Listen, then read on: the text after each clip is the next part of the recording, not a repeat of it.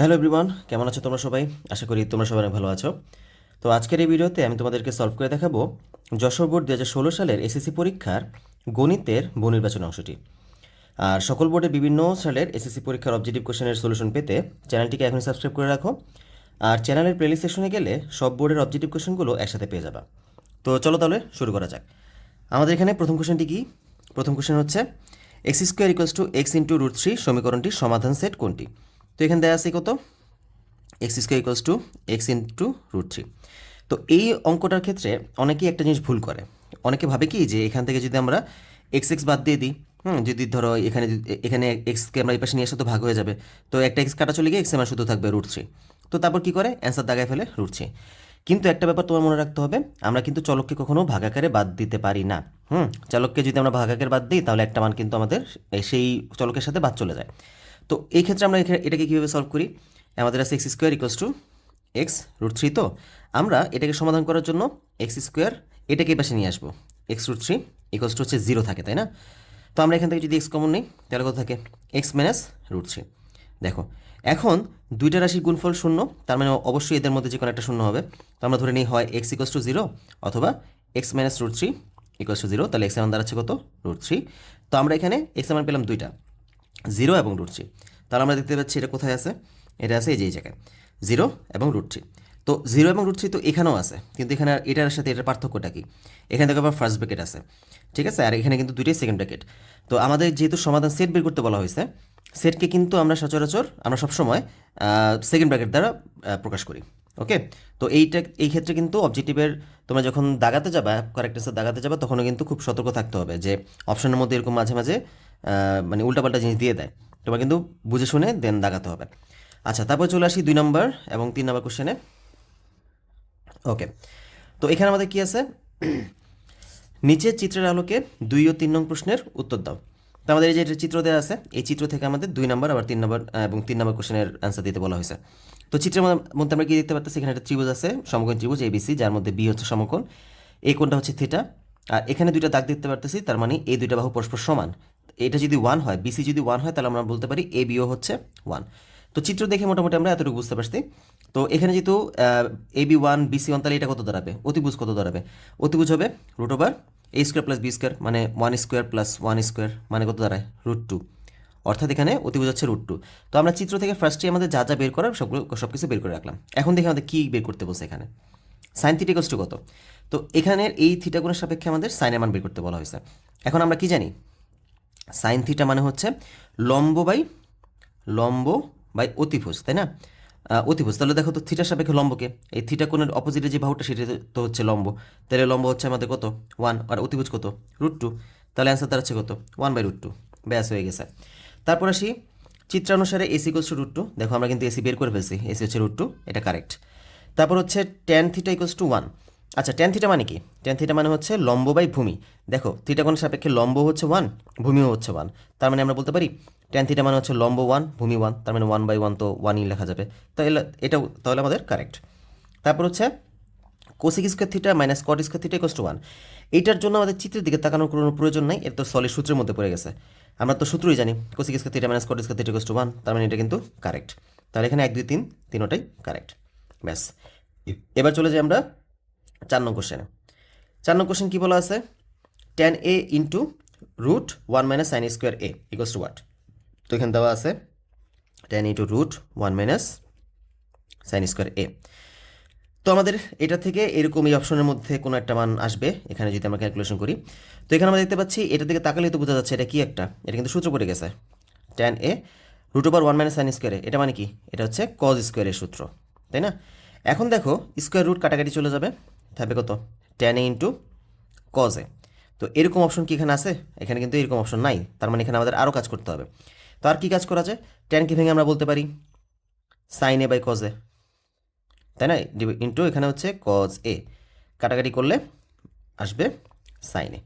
দেখো সাইনে কিন্তু এখানে আছে, তার মানে ঘ হচ্ছে অ্যান্সার।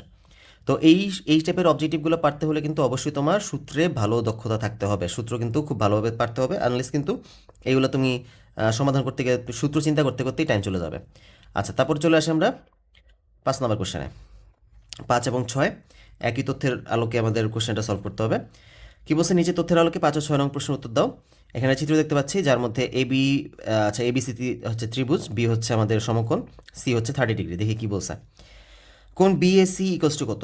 বিএসি অর্থাৎ এই কোণের মান বের করতে বলা হয়েছে। আচ্ছা এটা তো একটা সমকোণী ত্রিভুজ, তার মানে এটা 30, এটা হচ্ছে কত 90। আমরা কি জানি ত্রিভুজের 3 কোণ সমষ্টি হচ্ছে 180 ডিগ্রি, তাহলে এটা কত দাঁড়াবে?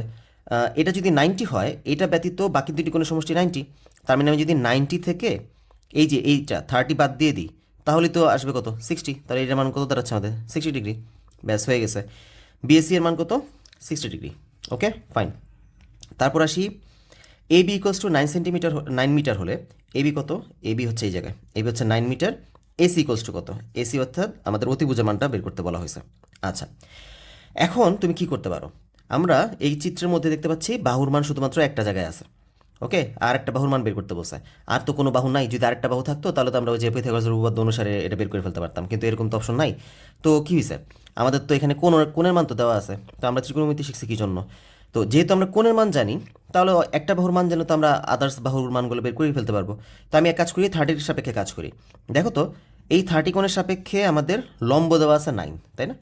লম্ব হচ্ছে 9, বের করতে হবে অতিভুজ। আচ্ছা আমরা ত্রিকোণমিতির থেকে কি জানি, লম্ব আর অতিভুজকে কম্বাইন করতে পারে কে? সেটা কিন্তু পারে সাইন থিটা। কারণ আমরা জানি যে সাইন, আচ্ছা সি লিখি, সাইন সি মানে হচ্ছে লম্ব, that means A B, by অতিভুজ মানে হচ্ছে এসি, তাই না? এই যে লম্ব, এই কোণের সাপেক্ষে লম্ব, এটা হচ্ছে অতিভুজ। এখন বলো তাহলে কত আসবে এখানে? সাইন সি মানে হচ্ছে 30 ডিগ্রি, এখানে হচ্ছে এ বি বাই এসি। তো আচ্ছা, তো 30 ডিগ্রি মানে কত? সাইন 30 মানে হচ্ছে 1/2। এবি কত? এবি হচ্ছে 9, আর এসি কত? এসি তো বের করতে হবে এসি। তাহলে বলো তো এসি দাঁড়াচ্ছে কত? এসি দাঁড়াচ্ছে 9 × 18, এই যে বের হয়ে গেছে। ঠিক আছে, তো আশা করি এটা সবাই বুঝতে পারছো। অ্যান্সার হচ্ছে 18 মিটার। আচ্ছা 18 মিটার বলছে, এখানে কি 9 মিটার বলছিল? হ্যাঁ ঠিক আছে, ওকে। তো এই যে আমাদের এইটার সলভ হয়ে গেল। 5 আর 6 আমাদের শেষ, এবার আসো 7 নাম্বারে চলে যাই। তো 7 নাম্বার কি বলছে? 7 নাম্বার হচ্ছে 5, 10, 8 এর চতুর্থ সমানুপাতি কোনটি? আচ্ছা সমানুপাতি বলতে মূলত কি বোঝায়? সমানুপাতি বলতে মূলত বোঝায় যদি আমাদের কোনো 4টা সংখ্যার মধ্যে প্রথম ও দ্বিতীয় সংখ্যার অনুপাত তৃতীয় ও চতুর্থ সংখ্যার অনুপাতের সমান হয়ে যায়, তখন তাদের সেই 4টা সংখ্যাকে আমরা বলতে পারি সমানুপাতি। ফর এক্সাম্পল ধরো A:B ইকুয়ালস টু যদি C:D হয়ে যায়, তখন আমরা বলতে পারবো ABCD হচ্ছে 4টা সমানুপাতি, তাই না? তো এখানে তো বলো আমাদের 3টা সংখ্যা দেওয়া আছে, 4 নম্বর সংখ্যাটা বের করতে বলা হয়েছে। তার মানে এটাকে যদি আমি প্রথম ধরি, এটা হচ্ছে প্রথম এ, এটা হচ্ছে বি, এটা হচ্ছে সি, আমাদের ডি বের করতে বলা হয়েছে, তাই না? তো আসো এক কাজ করি, এইভাবে আমরা এটাকে সাজাই যে 5:10 ইকুয়ালস টু 8, আমরা চতুর্থ সংখ্যাটাকে ধরে নিয়েছি ডি। ওকে, তাহলে বলো এখানে কত আসবে? আমরা বলতে পারি 5/10 ইকুয়ালস টু হচ্ছে 8/d, তাহলে ডি দাঁড়াচ্ছে কত? 8 × 10 ডিভাইড বাই 5, 5 দুগুণে 10, মানে ডি এর মান দাঁড়াচ্ছে কত? 16। ব্যাস হয়ে গেছে। ঠিক আছে, তো এত বড় অঙ্ক করারও কোনো প্রয়োজন নাই, তুমি নর্মালি বুঝতে পারতেছো এই দুটোর অনুপাত কত? 5-এর দ্বিগুণ 10, তাহলে পরেরটা কত আসবে? 8-এর দ্বিগুণ 16। তো এটা তো করারই কোনো প্রয়োজন ছিল না। তাও দেখা দিলাম কেন? কারণ অনেকেরই বেসিক কনসেপ্টটা ক্লিয়ার না থাকতে পারে, তো এই জন্য আমি এটা পুরোটা দেখা দিছি। তো এখন যদি তোমার বেসিক কনসেপ্টটা পুরো ক্লিয়ার হয়ে যায়, তাহলে দেখো তো এটা মুখোমুখি করে ফেলা যায় যে এই দুইটার অনুপাত যেহেতু 2, তাহলে এটার সাথে পরের অনুপাতটাও 2 হবে। এটার দ্বিগুণ 10, তাহলে এটার দ্বিগুণ হবে 16। ব্যাস হয়ে গেছে। তো আমাদের অ্যান্সার দাঁড়াচ্ছে 16। Okay fine. তারপর আসলে আমরা 8 নম্বর কোশ্চেনে চলে যাই। 8 নম্বর কোশ্চেন কি বলছে? 8 নম্বর কোশ্চেন হচ্ছে আমাদের দুইটি সংখ্যার অনুপাত 7:5 হলে তাদের বর্গের সমষ্টি ও অন্তরের অনুপাত কত? দুইটি সংখ্যার অনুপাত, দুইটা সংখ্যা আছে, ধরলাম আমাদের দুইটা সংখ্যা হচ্ছে এক্স আর ওয়াই। বলছে দুটি সংখ্যার অনুপাত, এই যে x:y, এই অনুপাতটা হচ্ছে 7:5। তাহলে তাদের বর্গের সমষ্টি ও অন্তরের অনুপাত চাইছে। আচ্ছা তাদের বর্গের সমষ্টি বলতে কি বোঝাচ্ছে? বর্গের সমষ্টি হচ্ছে, আমরা যেহেতু সংখ্যা দুটো ধরে নিচ্ছি এক্স আর ওয়াই, তার মানে হচ্ছে x², বর্গের সমষ্টি তো +y², মানে x² + y² এবং অন্তরের অনুপাত মানে x² - y²। এই যে এটার অনুপাত বের করতে বলা হয়েছে, মানে x² + y² divide by x² - y² এর মানটাই মূলত এখানে বের করতে বলা হয়েছে। তো এখন আমরা এটা কীভাবে করতে পারি? দেখো এটা দেখে কি আমাদের কিসের কথা মনে পড়তেছে? এ দেখো উপরে যোগ আছে, নিচে বিয়োগ আছে, লব যোগ হর, লব বিয়োগ হর। এটা মানে এখানে কোথাও না কোথাও যোজন বিয়োজন করার পরেই আমরা এই মানটা পাবো। ওকে, এতটুকু আমি বুঝতে পারছি। এবার আসলে এখানে কাজ করি, x/y = 7/5। ওকে, দেখো এখানে স্কোয়ার আছে, আমি চাইলে এখন যোজন বিয়োজন করতে পারি, কিন্তু করলে তো লাভ হবে না, আমাদের স্কোয়ার থাকা লাগবে। আমাদের বলছে বর্গের সমষ্টি, তো এক কাজ করি দুই পাশে স্কোয়ার করে দিই। X square by Y square মানে হচ্ছে 7 7 49 49/25। এইবার আমরা যোজন বিয়োজন করে দিই, X square plus Y square divide by X square minus Y square, যোজন বিয়োজন করলাম 49 + 25 ডিভাইড বাই 49 মাইনাস 25। ওকে, তো এখন যদি যোগ করে দিলাম, যোগ করলে কত আসতেছে, এখানে আসতেছে তোমার 74, আর নিচে আসতেছে কত, এখানে আসতেছে 24। ওকে, 74/24। এখন যদি আমি এদেরকে 2 দ্বারা ভাগ করি তাহলে কত আসবে, এখানে আসবে তোমার, এটা তো কাটাকাটি যায়, স্টিল কাটাকাটি যায়, 37, আর এখানে আসবে 12। মানে আমাদের অনুপাতটা কত দাঁড়াচ্ছে, এদিকে যদি অনুপাত আকারে লিখতাম X square plus Y square is to, যেহেতু আমাদের অনুপাত বের করতে বসে, তাই না, এই যে অনুপাত X square minus Y square, অনুপাত করলে কত আসবে 37:12। ওকে, তো আশা করি বুঝতে পারছো সবাই। তো এখানে অ্যান্সার দাঁড়াচ্ছে কত, 37:12। ডান। চলে আসছে এবার আসুন 9 নাম্বারটা। 9 নাম্বারটা কী বলছে আমাদের, 9 নাম্বারটা হচ্ছে বর্গক্ষেত্র ও তার কর্ণের ওপর অঙ্কিত বর্গক্ষেত্রের ক্ষেত্রফলের অনুপাত কত। মানে আমাদের একটা বর্গক্ষেত্রের কথা বলা আছে, এই হচ্ছে একটা বর্গক্ষেত্র, এই বর্গক্ষেত্র এবং এই বর্গক্ষেত্রটার একটা যদি কর্ণ আঁকি, তারা একটু ডিফারেন্ট কালার দিয়ে আঁকি, আমরা এই বর্গক্ষেত্রে যদি এটা কর্ণ নেই, এই হচ্ছে কর্ণ, এই কর্ণের উপর অঙ্কিত যে বর্গক্ষেত্র, অর্থাৎ এটার উপর যদি আরেকটা বর্গক্ষেত্র আঁকি, আমরা এই কর্ণের উপর যদি একটা বর্গক্ষেত্র আঁকি, এদের এই দুইটা বর্গক্ষেত্রের ক্ষেত্রফলের অনুপাত আমাদের বের করতে বলা হয়েছে। ওকে, তো এটা আমরা কীভাবে বের করবো, ফার্স্ট অফ অল আমরা ধরে নিই যে এটা বর্গক্ষেত্র ধরলাম, এই বর্গক্ষেত্রের বাহুগুলো হচ্ছে এ, তাহলে বলো তো এই বর্গক্ষেত্রের ক্ষেত্রফল কত দাঁড়াবে, এই স্কোয়ার বর্গ একক, কারণ বর্গক্ষেত্রের ক্ষেত্রফল মানে কি, এক বাহুর উপর স্কোয়ার। ওকে, ডান। তাহলে একটা বর্গক্ষেত্রের ক্ষেত্রফল আমরা পেয়ে গেলাম। এখন হচ্ছে আমাদের এই বর্গক্ষেত্রটা লাগবে। এখন আমাদের যেহেতু বর্গক্ষেত্রের একটা বাহু হচ্ছে এ, তাহলে কর্ণ কত পাই আমরা বলো তো, কর্ণ আমরা কীভাবে করতে পারবো, কর্ণ বের করার জন্য তোমরা সলিড বর্গক্ষেত্রের কর্ণের সূত্রটাও অ্যাপ্লাই মানে মনে রাখতে পারো, অথবা চাইলে তোমরা একটা কাজ করতে পারো, আয়তক্ষেত্রের যে কর্ণ নির্ণয় সূত্র সেটা তো মোটামুটি তুলনামূলক ইজি, সেটা মনে রাখতে পারো, সেটা মনে রেখে দেন তুমি ওটা দিয়ে তুমি বর্গক্ষেত্রের কর্ণটা বের করে নিতে পারো, কারণ অনেকেই দেখছি যে আমি বর্গক্ষেত্রের কর্ণ বের করাটা ভুলে যায়। তো এখানে কত আসবে, আমরা যদি দুইটা বাহুকে, যেহেতু এটা বর্গক্ষেত্র, দুইটা বাহু এ, তার মানে এখানে কত আসবে, আমরা জানি আয়তক্ষেত্রের কর্ণ নির্ণয় সূত্র হচ্ছে √a² + b²। তো এখানে কত আসবে, √a² + a²। হ্যাঁ, তার মানে কত আসে, এখানে √2a²। এখন যদি রুটকে দুইটার উপর অপারেট করি, মানে হচ্ছে √2 × a। ঠিক আছে, এখন তুমি চাইলে এই √2a এটাকে ডিরেক্ট মনে রাখতে পারো, অথবা তুমি এভাবে বের করে নিতে পারো, অ্যাজ ইউ উইশ। আচ্ছা, এখন তার মানে আমরা এই যে কর্ণের উপর যে অঙ্কিত বর্গক্ষেত্র, সেই বর্গক্ষেত্রের একটা বাহু পেয়ে গেলাম কত, √2a।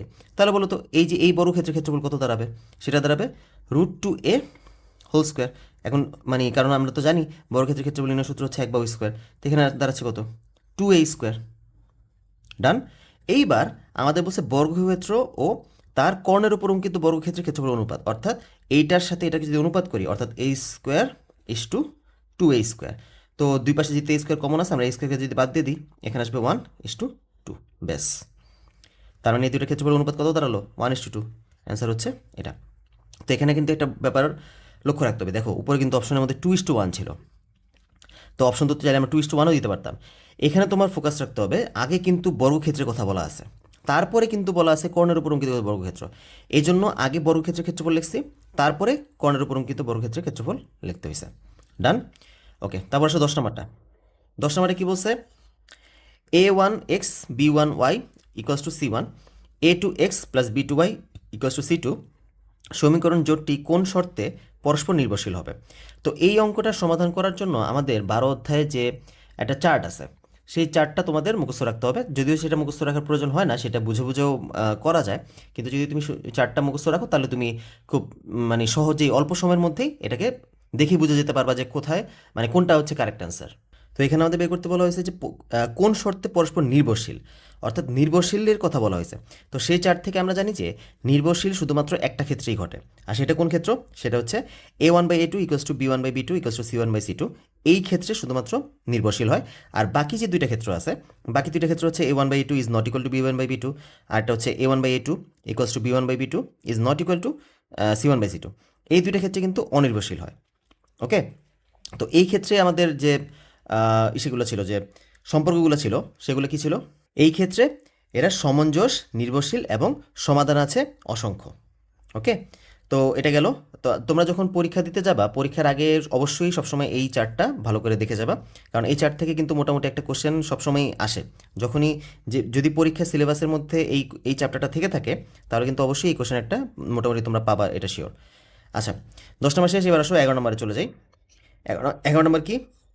7 মিটার 7.5 মিটার দৈর্ঘ্য বিশিষ্ট একটি আয়তের প্রস্থ দৈর্ঘ্যের 1/3 হলে, বাকি অপশনগুলো আমরা দেখব পরে, আগে এই ব্যাপারটা বুঝে নেই।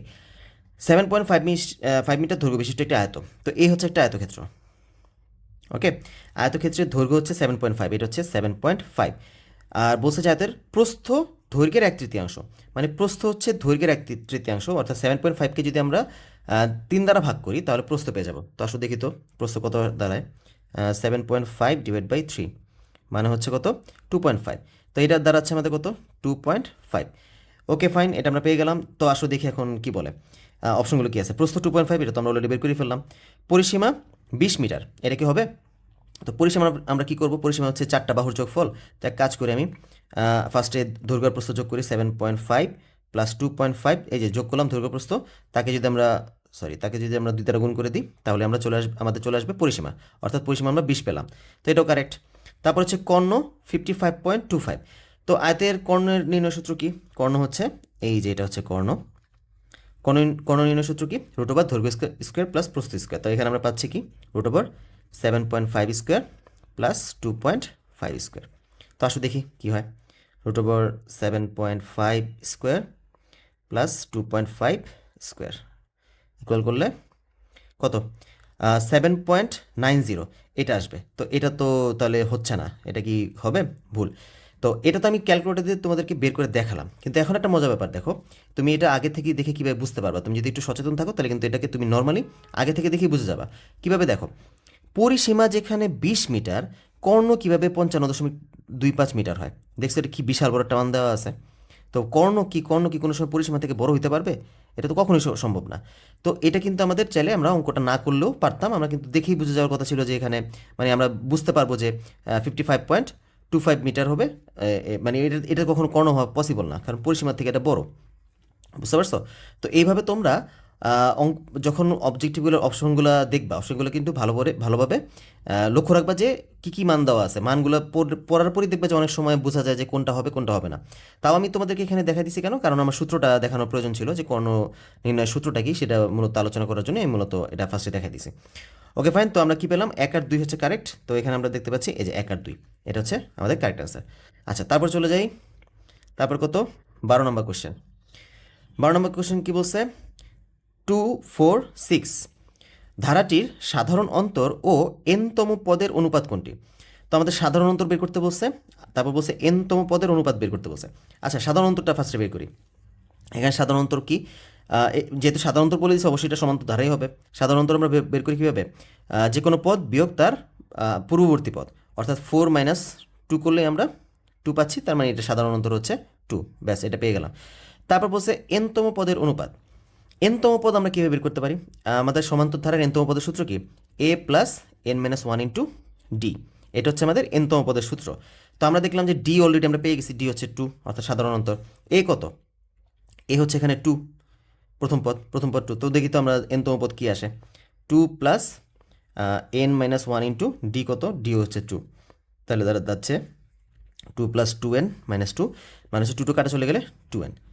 তাহলে আমরা এখানে সাধারণ অন্তর পেলাম 2 আর এনতম পদ পেলাম 2n। তো এদেরকে যদি আমি অনুপাত করি তাহলে 2:2n আসে। তো দুই পাশে যেহেতু 2 আছে, 2 কেটে দিলাম, 1:n দাঁড়ায়। ঠিক আছে, তাহলে আমাদের অনুপাত পাচ্ছি কত আমরা? 1:n। এখানে কি আছে এটা? আচ্ছা, 1:n নাই, কিন্তু 2:2n ছিল। এই দেখছো 2:2n। তো যদি আমি এখানে কেটে ফেলছিলাম, কিন্তু এই অপশনটা এখানে নাই, কিন্তু আমরা দেখতে পাচ্ছি 2:2n আছে, তাহলে এটাই হবে আমাদের কারেক্ট অ্যান্সার। ওকে, যদিও দেখো এখানে কিন্তু একটা চালাকি করছে, n:1 কিন্তু ছিল, তাই না? তুমি কিন্তু 1:n খুঁজতে গিয়ে যদি দেখতে যে n:1 আছে, তাহলে কি সেটা দাগ দিয়ে দিতাম? না, সেটা কিন্তু হবে না। কারণ আমাদের কিন্তু ফার্স্টে বলছে সাধারণ অন্তরকে কিন্তু ফার্স্টে রাখতে হবে, তারপর এনতম পদের মানটা কিন্তু দ্বিতীয়তে রাখতে হবে। ব্যাপারটা বুঝতে পারছো? তার মানে অনুপাত করার পর অবশ্যই 1:nই আসবে, n:1 কিন্তু অ্যাকসেপ্টেড হবে না। ওকে, এই ব্যাপারটা কিন্তু খুব ভালোভাবে কেয়ারফুল থাকতে হবে, আনলেস কিন্তু ভুল হয়ে যাবে। ওকে, 12 নম্বর শেষ। এবার আসো 13 নম্বরে চলে যাই। 13 নম্বর কি বলছে, 1/√2 1/2 অনুক্রমটির চতুর্থ পদ কত।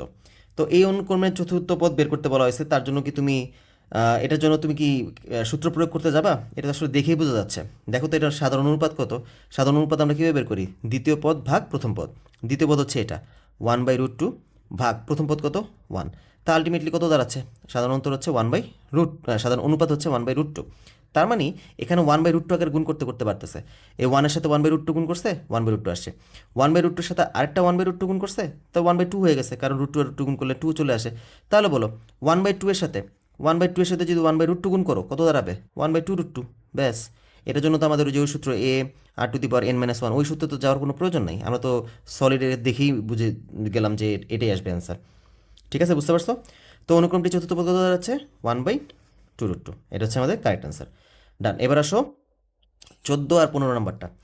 14 আর 15 নম্বরটা দেখি কি বলছে, নিচের চিত্রের আলোকে 14 ও 15 নম্বর প্রশ্ন উত্তর দাও।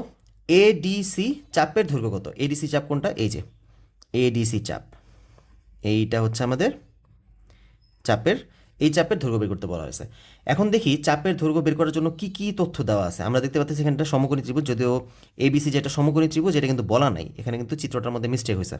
এখানে তাদের অবশ্যই এটাকে সমকোণ বলে দেওয়া উচিত ছিল, তা এটা তারা বলে দেয়নি, তো তাও আমি ধরে নিয়েছি এটা হচ্ছে সমকোণ। তারপর হচ্ছে কি আরেকটা মিস্টেক আছে এখানে, এই যে আমাদের যে বৃত্তের একটা মানে বৃত্তচাপ দেওয়া আছে, এই বৃত্তচাপটা কি অর্ধবৃত্ত কিনা সেটাও কিন্তু আমাদের বলা নাই। তো এখন অনেকে হয়তো ভাবতে পারো কি যে যেহেতু স্যার এখানে একটা সমকোণ উৎপন্ন হয়েছে, আমরা জানি যে অর্ধবৃত্তস্থ কোণ সমকোণ, তার মানে এই বৃত্তটাকে যে আমি বর্ধিত করি তাহলে তো স্যার এখানে অর্ধবৃত্তই পাওয়া যাওয়ার মানে আমাদের পাওয়ার কথা, কিন্তু অ্যাকচুয়ালি ব্যাপারটা কিন্তু এরকম না। আমরা কিন্তু চিত্র অন্যভাবেও আঁকতে পারি। এই যে এই চিত্রটাকে কিন্তু দেখো, আমি যদি এরভাবে আঁকি, আমি যদি ধরো এই একটা বড় বৃত্ত আঁকলাম, তার মধ্যে ধরো এই একটা ছোট্ট ইসে নিলাম, একটা মানে রেখা টানলাম, দেন আমি এখানে একটা লম্ব টানলাম, লম্ব টেনে এখানে একটা সমকোণ এঁকে ফেললাম। তখন দেখো তো, তখন কি এই যে বৃত্তটা, এই বৃত্তটা কি আমাদের অর্ধবৃত্ত হচ্ছে? এটা কি অর্ধবৃত্ত হচ্ছে? অর্ধবৃত্ত কিন্তু হয় না। তার মানে এখানে কিন্তু তারা স্পেসিফাই করে নাই যে এটা কি অর্ধবৃত্ত কিনা। তো এখানে অ্যাকচুয়ালি এটার অ্যান্সার বের করাটা টাফ, মানে টাফ কি, এটা অ্যান্সার বের করা পসিবল হবে না, বিকজ এখানে এনাফ তথ্য নাই। বাট স্টিল আমি কি করব, আমি এটাকে সমকোণ ধরে নিলাম আর এটাকে অর্ধবৃত্ত ধরে নিলাম, ধরে দেন এটার অ্যান্সারটা করি, দেখি বের করা যায় কিনা। তো এডিসি চাপের দৈর্ঘ্য। এখন চাপের দৈর্ঘ্য বের করার জন্য আমরা সূত্র জানি, সেই সূত্রটা কি, এস সমান r⁻ ইন্টু π/180। এটা একটা চাপ নির্ণয়ের সূত্র আমরা জানি, কিন্তু এই সূত্র যদি অ্যাপ্লাই করতে হয় আমাদের তো সেই চাপ কেন্দ্রে কত ডিগ্রি কোণ উৎপন্ন করে সেটা জানা লাগবে। তো এই সূত্রটা কোথা থেকে আসছে, আমাদের কোনো বৃত্তের একটা চাপের মান যদি বের করতে হয়, ধরলাম এটা এস, এই চাপের দুইটা প্রান্ত এখানে কেন্দ্রে যে কোণ উৎপন্ন করে সেই কোণ যদি হয় থিটা, ব্যাসার্ধ যদি হয় আর, তখন আমরা এই এস নির্ণয় সূত্র এটা জানি। এখন বলো তো, এটা যদি আমাদের চাপ হয়, এই চাপ, আর আমি যেহেতু এটাকে অর্ধবৃত্ত ধরে নিছি, তার মানে ধরে নিলাম এসি হচ্ছে আমাদের ব্যাস, অর্থাৎ এই ব্যাসের ওপরে এই যে এই ব্যাসের যে মধ্যবিন্দুটা হবে, এসি এর যে মধ্যবিন্দুটা হবে সেটা হচ্ছে এই বৃত্তের কেন্দ্র হবে। তো আমরা কি করব, আমরা এই যে থিটা যদি বের করতে হয়, দেখো এই বিন্দু থেকে এখানে গিয়ে মিলিত হয়েছে, এই বিন্দু থেকে এখানে মিলিত হয়েছে, যেহেতু এটা সরল রেখা তার মানে থিটা কত দাঁড়াচ্ছে 180 ডিগ্রি। তো আমি যদি এখানে এই সূত্র অ্যাপ্লাই করি, তাহলে আর হচ্ছে কত, আর হচ্ছে ব্যাসার্ধ, ব্যাসার্ধ যদি বের করতে যাই তাহলে এটার হচ্ছে অর্ধেক, এসি মান হচ্ছে 25, তাহলে অর্ধেক কত দাঁড়াবে 25/2 মানে হচ্ছে 12.5। তো ব্যাসার্ধ হচ্ছে 12.5 ইন্টু থিটা কত 180 ইন্টু π/180, 180 কাটা, তার মানে 12.5 ইন্টু পাই, 12.5 ইন্টু পাই কত আসতেছে 39.269, 39.27, এই যেটাই হবে 39.269, মানে যেহেতু 9 আছে, 9কে যদি আমরা বাদ দিয়ে দিই 27 চলে আসবে, এটা হচ্ছে অ্যান্সার। তো আমরা তো এটাকে চাপের সূত্র দিয়ে বের করছি, তুমি চাইলে চাপের সূত্র ছাড়াও এটা বের করতে পারো। কিভাবে, যেহেতু এটা একটা অর্ধবৃত্ত আমরা ধরেই নিছি, তার অর্ধবৃত্ত যদি ধরে নাও, তাহলে এটার দৈর্ঘ্য যদি বের করতে হয়, পরিধির সূত্র আমরা কি জানি, বৃত্তের পরিধি হচ্ছে 2πr, 2πrকে তুমি যদি 2 দ্বারা ভাগ করো তাহলেই তো আমরা πr পেয়ে যাই। ঠিক আছে, এখানে আর মান হচ্ছে কত, আর মান হচ্ছে যে 12.5। ওকে, তো এইভাবে তুমি চাইলে এটাকে এভাবেও করতে পারো। আমি দুইটা সূত্র দেখা দিলাম যেন তোমার মানে চাপের ব্যাপারটা মোটামুটি ক্লিয়ার হয়ে যায়, চাপ আমরা কীভাবে বের করতে পারি। এটা অর্ধবৃত্ত হওয়ার কারণে তুমি এই সূত্র অ্যাপ্লাই করতে পারতেছো, যেহেতু আমরা অর্ধবৃত্ত ধরে নিয়েছি, অ্যাকচুয়ালি হওয়ার জন্য না, এটা তো বলা ছিল না যে আসলে এটাকে অর্ধবৃত্ত কিনা। ওকে, তো আমরা এই উপায়ে এটা বের করতে পারি। ডান। তো গেল এটা। তারপর হচ্ছে কি ABCD এর গাঢ় অংশের ক্ষেত্রফল কত? এই যে ABCD এই টোটাল অংশটার ক্ষেত্রফল বের করতে বলা হয়েছে। এখন এই টোটাল অংশের ক্ষেত্রফল আমরা কীভাবে বের করতে পারি? ফার্স্ট অফ অল আমাদের এটা একটা সমকোণী ত্রিভুজ আমরা ধরে নিয়েছিলাম। তো এই ত্রিভুজের ক্ষেত্রফলটা বের করি, দেন আমরা এই যে বৃত্তের ক্ষেত্রফল বের করবো, তারপর তাদেরকে যোগ করে দিলেই আমাদের টোটাল ক্ষেত্রফল চলে আসবে। তো এখানে আমাদের দেখি এসি হচ্ছে কত? এসি হচ্ছে 25, তাহলে এবি দাঁড়াবে কত? এবি দাঁড়াবে রুট ওভার অতিভুজ স্কোয়ার 25 স্কোয়ার মাইনাস 20 স্কোয়ার, দাঁড়ায় কত দেখি? রুট 25 স্কোয়ার মাইনাস 20 স্কোয়ার, কত দাঁড়াচ্ছে? 15। তো এটা হচ্ছে 15। তাহলে বলো তো সমকোণী ত্রিভুজের এই যে ত্রিভুজটা, এই ত্রিভুজের ক্ষেত্রফল কত দাঁড়াবে? হাফ ইন্টু ভূমি ইন্টু উচ্চতা, মানে কত? কাটলে 10, 150। তার মানে এতটুকু অংশের ক্ষেত্রফল দাঁড়াচ্ছে 150 সেন্টিমিটার স্কোয়ার। আর এই যে অর্ধবৃত্ত ধরে নিয়েছিলাম যাকে, অর্ধবৃত্তের ক্ষেত্রফল কত দাঁড়াবে? বৃত্তের ক্ষেত্রফল হচ্ছে পাই আর স্কোয়ার, যেহেতু এটা অর্ধবৃত্ত 2 দ্বারা ভাগ করব, তাহলে কত দাঁড়ায় দেখি? পাই ইন্টু আর কত ছিল? আর ছিল আমাদের 12.5 স্কোয়ার ডিভাইড বাই 2, কত দাঁড়াচ্ছে? 245.43 না 44 লিখি। আচ্ছা, এটার সাথে এখন যোগ করবো কি আমরা? এটার সাথে যোগ করবো যে ত্রিভুজের ক্ষেত্রফল যেটা বের করছিলাম আমরা 150, দেখি যোগ করলে কত আসে? 395.436, দেখি 395. এটা একটাই আছে, ওকে 395.44। তাহলে এটা দাঁড়াচ্ছে আমাদের টোটাল ক্ষেত্রফল। ওকে, তো আশা করি সবাই বুঝতে পারছো। এখানে মোটামুটি সব কিছু আমি ডিটেলসে ব্যাখ্যা করে দিলাম যে কীভাবে তোমরা সমাধান করতে পারবা। আশা করি বুঝতে পারছো যে একটা জিনিসকে কিন্তু আমরা চাইলে অনেকভাবেই সমাধান করতে পারি, তবে একটু চোখ কান খোলা রাখতে হবে যে কী কী তথ্য দেওয়া আছে না দেওয়া আছে, এই ব্যাপারগুলোতে একটু ভালো করে ফোকাস করতে হবে। আচ্ছা গেল, এটা হচ্ছে আমাদের 14-15। তারপর চলে যাই আমরা 16 নম্বরে। ওকে, তো 16 নম্বর কী বলছে? এন বাহু দ্বারা গঠিত সুষম বহুভুজের প্রত্যেকটি কোণের পরিমাণ কত? তো এই অঙ্কটা কীভাবে সমাধান করতে পারি? এটার জন্য আমি দেখছি যে অনেকে সূত্র মুখস্থ করে রাখে। তো মুখস্থ করে রাখলে তো একটা সমস্যা হয় যে আমরা ভুলে যাই মাঝখানে প্লাস আছে নাকি মাইনাস আছে, 90 আছে নাকি 180 আছে, কারণ এই টাইপের সূত্র অনেক আছে, অনেক ধরনের কনসেপ্টের জন্য অনেক ধরনের সূত্র আছে। তো এই ক্ষেত্রে তোমাদের যখন দেখবা যে এই সূত্রগুলো কিন্তু সচরাচর মনে থাকে না, তো তোমরা কী করবা? এই সূত্রগুলো পরীক্ষার হলে নিজেরা বানায় নিবা। এই সূত্রগুলো যেভাবে আসছে না বানায় নিবা, তাহলে দেখবা যে আর এগুলো মুখস্থ করার দরকার নেই, নিজে নিজে বানায় বের করতে পারবা। কীভাবে বানাবা সেটা এখন আমি তোমাদের দেখাই দিব। বলছে যে এন বাহু দ্বারা গঠিত সুষম বহুভুজ মানে কি? তার মানে 3টা বাহু পরস্পর সমান। সুষম বহুভুজের প্রত্যেকটি কোণের পরিমাপ কত? এটা তুমি কীভাবে বের করতে পারবা? ফার্স্ট অফ অল দেখো, আমি তোমাদের একটা সিমিলারিটি দেখাই। একটা ত্রিভুজের 3টা বাহু, অথচ কোণের মানে 3 কোণের সমষ্টি কত? 180। বুঝো, এটা কিন্তু 3টা বাহু। তারপর হচ্ছে চতুর্ভুজের 4টা বাহু, এখানে চতুর্ভুজ হচ্ছে 4টা বাহু, কোণের সমষ্টি কত? 360। তারপর আসো পঞ্চভুজ, এই হচ্ছে পঞ্চভুজ, পঞ্চভুজের আমি মাঝখানে যোগ দিয়ে দিলাম, কারণ হচ্ছে কোনটা বের করতে হবে। এখানে হচ্ছে 360, এটা একটা চতুর্ভুজ হয়ে গেছে, তার মানে এখানে 360, উপরে ত্রিভুজ হয়ে গেছে, মানে হচ্ছে 180। ওকে, তাহলে এখানে কত আসতেছে? এখানে আসতেছে 540 ডিগ্রি। দেখো এখানে ছিল কয়টা বাহু? 5টা বাহু, 540। তো তার মানে বুঝতে পারলাম যে 3টা কোণ 180, 4টা কোণ 360। এইখান থেকে তুমি একটা কীভাবে সম্পর্ক তৈরি করতে পারো, ভালো করে লক্ষ্য করো। এখানে ছিল 180, 360কেও কিন্তু ভেঙে আমরা যদি এখানে 2 টুকরা করো, তাহলে কিন্তু এখানে 180 চলে আসবে, এখানে 180 চলে আসবে। সেমভাবে এখানেও যদি এখানে একটা দাগ দাও, দেখো 180 একটা, 180 আরেকটা, এখানে আরেকটা 180। তো দেখছো এদেরকে কিন্তু আমরা 180 আকারে কনভার্ট করতে পারতেছি। এখন এই জায়গায় আমি ব্যাপারটাকে কিভাবে একটা সূত্র আকারে ফরমেশনে নিয়ে আসবো? দেখো 3টা বাহু ছিল 180, আমি যদি এখানে বলি যে 3 - 2 ইন্টু 180, দেখো এখানে 3টা বাহু, এখানে 180, আর 2 হচ্ছে আমরা একটা সূত্র বানানোর সাপেক্ষে নিয়ে আসলাম। সেমভাবে দেখো এখানেও বলা যায়, এখানে 4টা বাহু ছিল 4 - 2 ইন্টু 180। দেখো 4 থেকে 2 গেলে 2, 180 2 কোণে 360। কী বলে, চতুর্ভুজের 4টি কোণের সমষ্টি হচ্ছে 360 ডিগ্রি। সেমভাবে এখানে 5 - 2 ইন্টু 180, দেখো 5 থেকে 2 বাদ দিলে 3 থাকে, 3 দ্বারা 180কে গুণ করলে আমরা কিন্তু 540 পেয়ে যাই। তো ব্যাপারটা বুঝতে পারছো? তো এখানে এভাবে আমরা বুঝতে পারলাম যে তার মানে n সংখ্যক বাহু যদি হয়, তাহলে আমরা n সংখ্যক বাহু ক্ষেত্রে বলতে পারবো n - 2 ইন্টু 180। ব্যাপারটা বুঝে গেছে? তো এই যে আমরা এটা দ্বারা কী পেলাম, যে একটি চতুর্ভুজ কিংবা ত্রিভুজ কিংবা পঞ্চভুজের সবগুলো কোণের সমষ্টি। এখন সেটা যদি সুষম বহুভুজ হয়, তার মানে প্রত্যেকটা বাহু যদি সমান হয়, যদি প্রত্যেকটা বাহু সমান হয়ে যায় তার মানে তো প্রত্যেকটা কোণও সমান হবে। তো প্রত্যেকটা কোণ যদি সমান হয়ে যায় তাহলে প্রত্যেকটা কোণের মান কত দাঁড়াবে?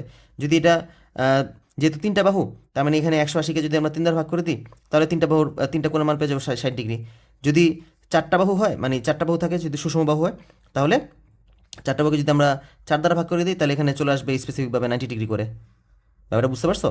তো এইভাবেই আমরা মূলত, যেহেতু 4টা কোণ পরস্পর সমান হয়ে গেছে, তার মানে টোটাল কোণকে আমরা যদি সেই বাহু সংখ্যা দ্বারা ভাগ করে দিই তাহলে তো প্রত্যেক কোণের মান চলে আসবে। ব্যাপারটা বোঝা গেছে? তো এইভাবে তোমরা পরীক্ষার হলে যদি দেখো দেখো যে এই সূত্রটা ভুলে যাচ্ছ, অনেকে দেখছি এটা সূত্রটা মুখস্থ রাখার চেষ্টা করে, কিন্তু এত সূত্রের ভিড়ে এটা আসলে মনে থাকে না অনেকেরই। তো তোমরা যদি এই সূত্রটা ভুলে যাও তখন তুমি এইভাবে চাইলে এই কনসেপ্টটা যদি মনে রাখতে পারো তাহলে নিজে পরীক্ষার হলে নিজে বের করে দেন 100% অ্যাকুরেট হয়ে তুমি উত্তরটা দিতে পারবা। তো এখান দ্বারা হচ্ছে আমাদের কত, n-2 into 180 degree divide by n। দেখো এটা কোথায় আছে, এই যে 180 into n-2 divide by n, এটা হচ্ছে আমাদের তাহলে কারেক্ট অ্যান্সার। ব্যাপারটা বোঝা গেছে? তো এইভাবে তোমরা চাইলে পরীক্ষার হলে এই কোশ্চেনটা সমাধান করতে পারো। ওকে ফাইন, তারপর আসো 17 নম্বর চলে যাই। 17 নম্বর কি বলছে? রম্বসের প্রতিসাম্য রেখার সংখ্যা কয়টি? এখন প্রতিসাম্য রেখা বলতে মূলত কি বোঝাচ্ছে? প্রতিসাম্য রেখা হচ্ছে এমন একটি রেখা যে রেখা দ্বারা কোনো একটা অবজেক্টকে তুমি যদি দ্বিখণ্ডিত করো তাহলে দুই পাশের খণ্ডটা পুরো একদম সেম টু সেম হবে, মানে মিরর ইমেজ বলতে পারো, মিরর ইমেজ চলে আসবে। ফর এক্সাম্পল, যেমন আমি যদি এই যে কলমটা ধরি, এই কলমটার একদম ঠিক মাঝামাঝি, ধর এই কলমটার একদম মাঝামাঝি যদি আমি কেটে ফেলি, তাহলে দেখো তো দুই পাশে কি সেম জিনিসই পাওয়া যাবে না? দুই পাশে কিন্তু একদম হুবহু সেম জিনিস পাওয়া যাবে, তাই না? তো কিন্তু আমি যদি কলমটার এই বরাবর কাটি, দেখো এই বরাবর কিন্তু এতটুকু অংশ আসতেছে এই পাশে, আবার এতটুকু অংশ আসতেছে এই পাশে, তার মানে কিন্তু এই বরাবর কাটলে আমি কিন্তু হুবহু সেম জিনিসটা পাচ্ছি না, কিন্তু এই বরাবর কাটলে কিন্তু ঠিকই পাচ্ছি। তো এইটাই হচ্ছে মূলত আমাদের প্রতিসাম্য রেখা, যে এমন একটা রেখা যেটা কোনো একটা অবজেক্টের আমরা যদি ভাঁজ করি, তুমি ভাঁজ করি বলতে পারো, অথবা কেটে ফেলি বলতে পারো, অ্যাজ ইউ উইশ, তুমি তুমি যেভাবে এটা মনে রাখতে পারো। তো এখানে আমাদের বলছে রম্বসের কথা। দেখো এই হচ্ছে একটা রম্বস, এই রম্বসের মধ্যে আমরা এমন কোন রেখা আঁকতে পারি যার কারণে দুইটা সেম আসবে। তো রম্বসের ক্ষেত্রে এরকম তুমি জাস্ট দুইটা রেখা আঁকতে পারো, একটা হচ্ছে এই কর্ণ, আর একটা হচ্ছে এই কর্ণ। দেখো তুমি যদি এই কর্ণ বরাবর ভাঁজ করো রম্বসটাকে, তাহলে দেখো এই কর্ণটা বরাবর ভাঁজ করলে কিন্তু দুই পাশে যে দুইটা ত্রিভুজ উৎপন্ন হবে সেই দুইটা কিন্তু ত্রিভুজ কিন্তু একেবারে হুবহু সেম হয়ে যাবে। ঠিক আছে, হুবহু সেম দুইটা ত্রিভুজ তুমি এখানে পেয়ে যাবা। তো এই বরাবর যদি ভাঁজ করো তাহলেও হুবহু সেম পাবা, আবার যদি এই বরাবর ভাঁজ করো তাহলে কিন্তু হুবহু তুমি সেম জিনিসই পেয়ে যাবা। তো তার মানে বুঝতে পারতেছি রম্বসের প্রতিসাম্য রেখা কয়টা? দুইটাই পাচ্ছি আমরা। দেখো দুইটা ছাড়া তুমি যদি অন্যভাবে ধরো, সাপোজ তুমি এইভাবে যদি কাটো, ধরো এইভাবে যদি কাটো, তাহলে দেখো তো এই পাশের অংশটা বড়, এই পাশের অংশটা ছোট হয়ে গেছে। তুমি এইভাবে যদি কাটো তাহলে কিন্তু এদেরকে কোনো সময় সেম টু সেম আকারে বানাতে পারবা না। ঠিক আছে, এই রম্বসে যদি তুমি এই বরাবর ভাঁজ করো, ভাঁজ করলে কিন্তু এই এই এই পাশের অংশটা ঠিক এই পাশে এসে মিলে যাবে। তো এই জন্য আমরা বলতে পারতেছি যে এখানে প্রতিসাম্য রেখা হচ্ছে টোটাল দুইটা। ওকে, আশা করি এটা সবাই বুঝতে পারছি। তারপর হচ্ছে 18 নম্বরটা চলে যাই। সম উচ্চতার ত্রিভুজ এবিসি এর ভূমি বিসি এর অর্ধেকের ওপর অঙ্কিত সামান্তরিকের ক্ষেত্রফল। আচ্ছা, এখানে কি বলছে এটা ফার্স্টে চিত্রকে বুঝে নিই। সম উচ্চতার ত্রিভুজ এবিসি এর ভূমি বিসি এর অর্ধেকের ওপর অঙ্কিত সামান্তরিকের ক্ষেত্রফল কী কী হবে সেটা আমাদের বের করতে বলা হয়েছে। তো ফার্স্ট অফ অল আমি একটা কাজ করি, আমি একটা ত্রিভুজ আঁকি। ধরলাম একটা ত্রিভুজ কীভাবে আঁকবো, একটু বাঁকা করি আঁকি ত্রিভুজটা, আর একটু বর্ধিত করি। এই হচ্ছে আমাদের একটা ত্রিভুজ, ধরো এই ত্রিভুজটার নাম দিলাম আমরা এ বি সি। হ্যাঁ, এই ত্রিভুজ, এটা হচ্ছে একটা ত্রিভুজ। এখন এই ত্রিভুজে যদি আমি উচ্চতা আঁকতে যাই, উচ্চতাটা কেমন হবে বলো তো? উচ্চতাটা কিন্তু এটা বর্ধিত করে দেন উচ্চতা রাখতে হবে। তো এই হচ্ছে এটার উচ্চতা। ওকে, উচ্চতাকে ধরে নিলাম আমি এইচ। এখন আমাদের কি বলছে যে ব্যাস এটা পর্যন্ত গেলাম, এবিসি একা শেষ। এবার বলছে এর ভূমি বিসি এর অর্ধেকের ওপর অঙ্কিত সামান্তরিকের ক্ষেত্রফল। এই যে বিসি, বিসি এর অর্ধেক ধরলাম, বিসি এর অর্ধেক মধ্যবিন্দু হচ্ছে এটা ডি, এই অর্ধেকের ওপর অঙ্কিত ধরলাম, এই যে বিসি এর অর্ধেক হচ্ছে এতটুকু, এতটুকুর ওপর আমাদের একটা সামান্তরিক আঁকতে হবে। তো সামান্তরিক যদি আঁকতে হয় আমরা কীভাবে আঁকবো? এই যে এই রেখাটা সমান্তরাল করে একটা রেখা টানি, এই সমান্তরাল করে একটা রেখা টানলাম, আবার এটা সমান্তরাল করে এখানে রেখা টানলাম, সমান্তরাল এবং সমান করে, ব্যাস এটা হয়ে গেছে আমাদের সামান্তরিকটা, যে সামান্তরিকের কথা আমাদের এখানে বলা আছে। তো এই যে এইটা হচ্ছে আমাদের সামান্তরিকটা, আর ওই ভিতরটা হচ্ছে ত্রিভুজ। তো বলছে যে এই দুইটা যে সামান্তরিক আর ত্রিভুজ আমরা পেলাম, এদের ক্ষেত্রফলটা কেমন হবে? অপশনগুলো তো আছে, ত্রিভুজ ক্ষেত্রটির ক্ষেত্রফলের সমান হবে, মানে এই দুইটা ক্ষেত্রফল পরস্পর সমান হয়ে যাবে। আরেকটা হচ্ছে ত্রিভুজ ক্ষেত্রটির ক্ষেত্রফলের অর্ধেক হবে, মানে এটার সামান্তরিক ক্ষেত্রফলটা ত্রিভুজ ক্ষেত্রের ক্ষেত্রফলের অর্ধেক হবে, এটা বলা আছে। আবার ত্রিভুজ ক্ষেত্রটির ক্ষেত্রফলের দ্বিগুণ হবে। আচ্ছা, এখানে তো একটু কনফিউশন ফেলায় দিছে, যে কোনো তো একটা হবে, হয় সমান হবে অথবা অর্ধেক হবে অথবা দ্বিগুণ হবে। এখানে তো তিনটা অপশন দিয়ে রাখছে, এটা তো এখানে অপশনে কোনো অ্যান্সার নাই। এই অপশনের মধ্যে কোনো অ্যান্সার নাই অ্যাকচুয়ালি, এটা আমি আগে বুঝে গেছি। কারণ হচ্ছে দেখো, ত্রিভুজ ক্ষেত্রটির ক্ষেত্রফল সমান বলছে একবার, আবার অর্ধেক বলছে একবার, আবার দ্বিগুণ বলছে একবার, মানে দুইটা ত্রিভুজের মধ্যে তো তিন ধরনের জিনিস একসাথে থাকা সম্ভব না, যে কোনো একটা হবে হয়তো বা। আচ্ছা, দেখি এখন কি হবে। তো ফার্স্ট অফ অল দেখো তো, আমি যদি এ বি সি এর ক্ষেত্রফল বের করতে চাই, এ বি সি এর ক্ষেত্রফল যদি বের করতে চাই, ভূমি হচ্ছে বিসি, তাহলে ত্রিভুজ এ বি সি এর ক্ষেত্রফল বলা যাবে হাফ ইন্টু ভূমি ইন্টু উচ্চতা, ব্যাস। এটা হচ্ছে এবিসি এর ক্ষেত্রফল। তারপর আসি সামান্তরিকের ক্ষেত্রফল। সামান্তরিকের ক্ষেত্রফল কী দাঁড়াবে? দেখো, সামান্তরিক হচ্ছে A D A C D E দিলাম এটা, সামান্তরিক এ সি ডি ই। এখন বলো, সামান্তরিকের ক্ষেত্রফল নির্ণয়ের সূত্র কি? সামান্তরিকের ক্ষেত্রফল নির্ণয়ের সূত্র ছিল যে, একটা সামান্তরিকের ক্ষেত্রফল নির্ণয়ের সূত্র অ্যাকচুয়ালি দুইটা আছে, আমি একটাই দেখাবো এখন। যে কোনো একটা কৌণিক বিন্দু থেকে তার বিপরীত বাহুর উপর যদি লম্ব দেওয়া থাকে, অর্থাৎ উচ্চতা দেওয়া থাকে, এটা যদি এইচ হয় আর বিপরীত বাহু যদি হয় এ, তাহলে এই সামান্তরিকের ক্ষেত্রফল হচ্ছে এ ইন্টু এইচ, অর্থাৎ ভূমি ইন্টু উচ্চতা। ঠিক আছে, এটা হচ্ছে আমাদের সামান্তরিক ক্ষেত্রফল নির্ণয় সূত্র। তো এখানে দেখো তো, এখানে যদি আমি লক্ষ্য করি, আমাদের এই সামান্তরিকের ক্ষেত্রে আমি ধরলাম ভূমি হচ্ছে ডিসি, তাহলে ডিসি ইন্টু উচ্চতা। দেখো তো, যে শীর্ষ থেকে উচ্চতা কিন্তু এইচ দেওয়া আছে, যেহেতু আমাদের বলা ছিল সম উচ্চতার, তার মানে এ বি সি ত্রিভুজের উচ্চতা আর সামান্তরিক উচ্চতা কিন্তু সেম। তা দেখো, উচ্চতা কি? উচ্চতা কিন্তু এখানে এইচই দাঁড়াবে, তাই না? এখন ডিসিকে আমরা ভেঙে বলতে পারি কি, ডিসি মানে হচ্ছে কি বিসি এর অর্ধেক, half of BC into H. দেখো তো, দুটো কি সেম এসে পড়ছে না? এবিসি যে ক্ষেত্রফল আসছে আর সামান্তরিকের যে ক্ষেত্রফল আসছে, দেখছো দুটো কিন্তু সেম এসে পড়ছে। সবাইকে ব্যাপারটা ক্লিয়ার হয়েছ? তো আচ্ছা, কেউ আবার কিন্তু চিত্র দেখে ভাবো না যে এই চিত্রটা এমন, এই চিত্রটা দেখতে এমন কেন। এই সামান্তরিকটা একটু এরকম বাঁকা আছে বিধায় কিন্তু আমরা উচ্চতাটাকে কিন্তু বাইরে বিবেচনা করে নিছি। ঠিক আছে, উচ্চতাটাকে বাইরে আমরা বিবেচনা করে নিয়েছি। তোমাদের যদি জ্যামিতি সম্পর্কে ধারণা ভালো থাকে, তাহলে কিন্তু এইটা নিয়ে প্রবলেম হওয়ার কথা না। উচ্চতা বাইরে হইতেই পারে। কেন উচ্চতা বাইরে হইতে পারে? এই চিত্রের মতো যদি আমি এটাকে বানাতে চাইতাম, তাহলে কি করতাম, এই যে ই থেকে তুমি এখানে একটা লম্ব টেনে নিতে পারতা, তাহলে এই রেখাটাই তো এটা আর এটা তো সেম হইতো, এইচ হইতো। তো এইভাবেও তুমি ব্যাপারটাকে বুঝতে পারো, কোনো সমস্যা নেই। আচ্ছা, তার মানে দেখলাম যে দুইটা এই এই কন্ডিশনের ক্ষেত্রে দুইটা ক্ষেত্রফল সমান আসতেছে, অর্থাৎ এখানে অ্যান্সার হবে এক। কিন্তু বাকি দুইটাতে তাহলে অবশ্যই হবে না, কিন্তু এখানে অপশনে নাই, অপশনে আমাদের এমন কোনো অ্যান্সার নাই, তো এখানে কোনো উত্তর হবে, এখানে কোনো উত্তর নাই অ্যাকচুয়ালি। আচ্ছা, পরের অঙ্কে চলে যাই, 19 নাম্বার। 19-এ কি বলছে? বর্গের বাহুর দৈর্ঘ্য 6 মিটার হলে কর্ণের দৈর্ঘ্য কত? আচ্ছা, একটা বর্গ, এই হচ্ছে বর্গ, বর্গের বাহুর দৈর্ঘ্য হচ্ছে 6 মিটার, মানে এই বর্গের বাহু হচ্ছে 6 মিটার, তাহলে কর্ণ কত? এখন বর্গের কর্ণ নির্ণয় সূত্র কি কি জানি আমরা? বর্গের কর্ণ নির্ণয় সূত্র হচ্ছে √2 ইন্টু এ। বা এটা যদি কেউ মনে রাখতে না পারো, এ বলতে আমি বোঝাচ্ছি এখানে বাহুর দৈর্ঘ্য যদি হয় এ যদি 6 হয়, সাপোজ এ হচ্ছে 6, তাহলে হচ্ছে গিয়ে এটা কর্ণের সূত্র হচ্ছে √2a। আর কারো যদি এটা মনে না থাকে, তাহলে আমরা কি কি কি মানে কীভাবে অ্যাপ্লাই করতে পারি? আয়তক্ষেত্রের সূত্র দিয়ে অ্যাপ্লাই করতে পারি। আয়তক্ষেত্রের কর্ণ নির্ণয় সূত্র কি? √ দৈর্ঘ্য স্কোয়ার প্লাস প্রস্থ স্কোয়ার। তো এই ক্ষেত্রে হবে √a square plus a square, মানে হচ্ছে √2a square, that means √2a।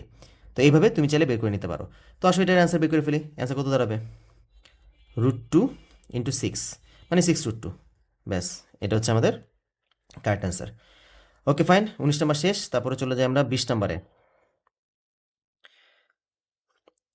ABCD বর্গের কর্ণ দুটি ছেদবিন্দু ও থেকে বিসি এর দূরত্ব হচ্ছে 5 সেন্টিমিটার। আগে চিত্রটাকে ফেলি।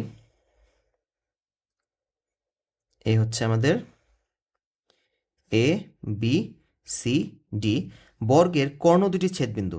তো এই কর্ণ আর এই হচ্ছে কর্ণ, এই কর্ণ দুটি ছেদবিন্দু এখানে কত? ও। ও থেকে বিসি এর দূরত্ব 5 সেন্টিমিটার। ও থেকে বিসি এর দূরত্ব মানে কিন্তু এখানে লম্বর কথা বলা হচ্ছে, কারণ দূরত্ব যদি আমাদের কোথাও বলা হয়, আমরা কিন্তু সবসময় ওই বিন্দু থেকে লম্ব টেনে দিই। এখান থেকে যদি আমরা লম্ব টানি, অর্থাৎ এই লম্বটাই হচ্ছে এখানে 5 সেন্টিমিটার। তাহলে উক্ত তথ্যের আলোকে 20 ও 21 নম্বর প্রশ্ন উত্তর দাও। ত্রিভুজ ক্ষেত্র এ ও বি এর ইকোয়াস টু কত? এই যে এ ও বি, ফার্স্টে আমাদের এটা বের করতে বলছে। আচ্ছা, আর তো কোনো বাহুর দৈর্ঘ্য দেওয়া নাই, জাস্ট একটা মান দেওয়া আছে। একটা মান দিয়ে আমরা এই বাহু কীভাবে বের করতে পারি? দেখো কীভাবে বের করা যায়। ফার্স্ট অফ অল, যেহেতু এটা বর্গক্ষেত্র, তার মানে ও থেকে যে বিসি এর দূরত্ব আর ও থেকে যে এডি এর দূরত্ব সেটা কিন্তু পরস্পর সমানই হবে। কেন সমান হবে? কারণ এখানে আমাদের বর্গ হওয়ার কারণে এগুলো কিন্তু 90 ডিগ্রি, আর এরা কিন্তু এই কর্ণগুলো কিন্তু এখানে 45 আকারে ভাগ করছে সবাইকে, 45 45, এটা 45, এটা 45। মোট কথা হচ্ছে এখানে যে চারটা ত্রিভুজ উৎপন্ন হয়েছে, চারটা ত্রিভুজই কিন্তু সিমিলার, মানে প্রত্যেকটা চারটা ত্রিভুজই কিন্তু সর্বসম ত্রিভুজ উৎপন্ন হয়েছে। তো সর্বসম ত্রিভুজ উৎপন্ন হওয়ার কারণে এটা যদি 5 হয়, এখান থেকে ঠিক বরাবর যদি তুমি উপরের দিকে একটা রেখা টানো, এটাও কিন্তু 5ই দাঁড়াবে। তার মানে আমি পুরো রেখাটাকে যদি যোগ করে দিই, পুরো রেখাটা কত দাঁড়াচ্ছে? 10। আর এটা কিন্তু এখানে লম্ব টানছিলাম, এটাও কিন্তু এখানে লম্ব আকারে আছে, এটাও কিন্তু এখানে লম্ব আকারে আছে। তার মানে বলতে পারতেছি এই রেখাটা আর এই রেখাটাও তো তাহলে এই রেখার সমান হবে। তাহলে বলো তো এই বর্গক্ষেত্রের বাহুটা কত পাচ্ছি আমরা? এটা 5 5, এটা হয়ে যাবে 10। ব্যাপারটা বুঝতে পারছো? এটাকে চাইলে আরও অন্য নিয়মে বের করা যেত, কিন্তু শুধু শুধু কী দরকার, অবজেক্টিভের মধ্যে আমরা তো পেছানো তো দরকার নেই। এটা 5, এটা 5, তার মানে এই পুরোটা হয়ে যাবে 10। তো এটা যদি 10 হয় তাহলে বর্গক্ষেত্রের ক্ষেত্রে বলতে দাঁড়াবে কত? 10 স্কোয়ার। 10 স্কোয়ার মানে কত? 100। এখন দেখো আমি একটু কী বলছিলাম, এই চারটা কিন্তু সর্বসম ত্রিভুজ উৎপন্ন হয়েছে, তাই না? তার মানে এই যে টোটাল এই চারটা মিলেই কিন্তু 100 হয়েছে। তো 100কে তুমি যদি 4 দ্বারা ভাগ করো, চলে আসবে 25। তার মানে ও এ বি, এই যে এটা ক্ষেত্রফল কত দাঁড়াচ্ছে? 25 বর্গ সেন্টিমিটার। ওকে, আশা করি এটা বুঝতে পারছো। এটা এত বেশি হিসাব করার কোনো দরকারই ছিল না, এটা এতটুকু দিয়ে কিন্তু আমরা মোটামুটি বের করে ফেলতে পারছি। এটাকে আরও অনেক নিয়মে করা যায়, তুমি চাইলে এটাকে আরও অনেক নিয়মে করতে পারবে, কিন্তু অন্যগুলো আমার মনে হয় একটু বড় হয়ে যাবে। আচ্ছা, তারপর আসো বর্গক্ষেত্র এবিসিডির ক্ষেত্রফল কত? তো এবিসিডির ক্ষেত্রফল তো আমরা বের করেই ফেললাম অলরেডি, 100। আর কোনো কথাই হবে না। ব্যাপারটা কি বুঝতে পারছো? তো আশা করি সবাই এই ব্যাপারটা, এই অঙ্কটাতে ক্লিয়ার হয়েছো। আচ্ছা, তারপর চলে যাই 22 নম্বরে। 22 নম্বর কী বলছে? গণসংখ্যার সারণী তৈরি করতে পরিসর নির্ধারণ করতে হবে, ক্রমজিত গণসংখ্যা প্রয়োজন হবে, শ্রেণী সংখ্যা নির্ধারণ করতে হবে। এখন গণসংখ্যা সারণী যখন আমরা তৈরি করতে যাই, ওই যে আমাদের ট্যালি বসে বসে যে আমরা গণসংখ্যা সারণী যে তৈরি করি, সেই ক্ষেত্রে আমাদের তো কী কী লাগে?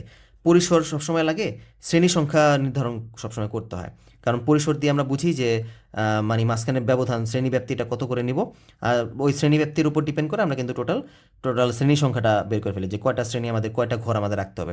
সেখানে কিন্তু ক্রমযোজিত গণসংখ্যার কিন্তু কোনো প্রয়োজন হয় না। ক্রমযোজিত গণসংখ্যা কিন্তু এখানে আমাদের কোথাও লাগে না, ঠিক আছে? ওকে, তো এই ক্ষেত্রে আমরা কী পাবো? ক্রমযোজিত গণসংখ্যা অ্যাকচুয়ালি কোথায় লাগে? ক্রমযোজিত গণসংখ্যা শুধুমাত্র কিন্তু মধ্যক নির্ণয়ের সময় লাগে, অজীব রেখার সময় লাগে। তো গণসংখ্যা সারণীর ক্ষেত্রে কিন্তু আমাদের ক্রমযোজিত গণসংখ্যার প্রয়োজন হয় না। তাহলে অ্যান্সার দাঁড়াচ্ছে কত? 1 আর 3। এখানে 1 আর 3 হচ্ছে অ্যান্সার। ওকে, তারপর চলে যাই 23 নম্বরে। 1 থেকে 21 পর্যন্ত সকল বিজোড় সংখ্যার গড় কত? 1 থেকে 21 পর্যন্ত সকল বিজোড় সংখ্যার গড় কত চাইছে।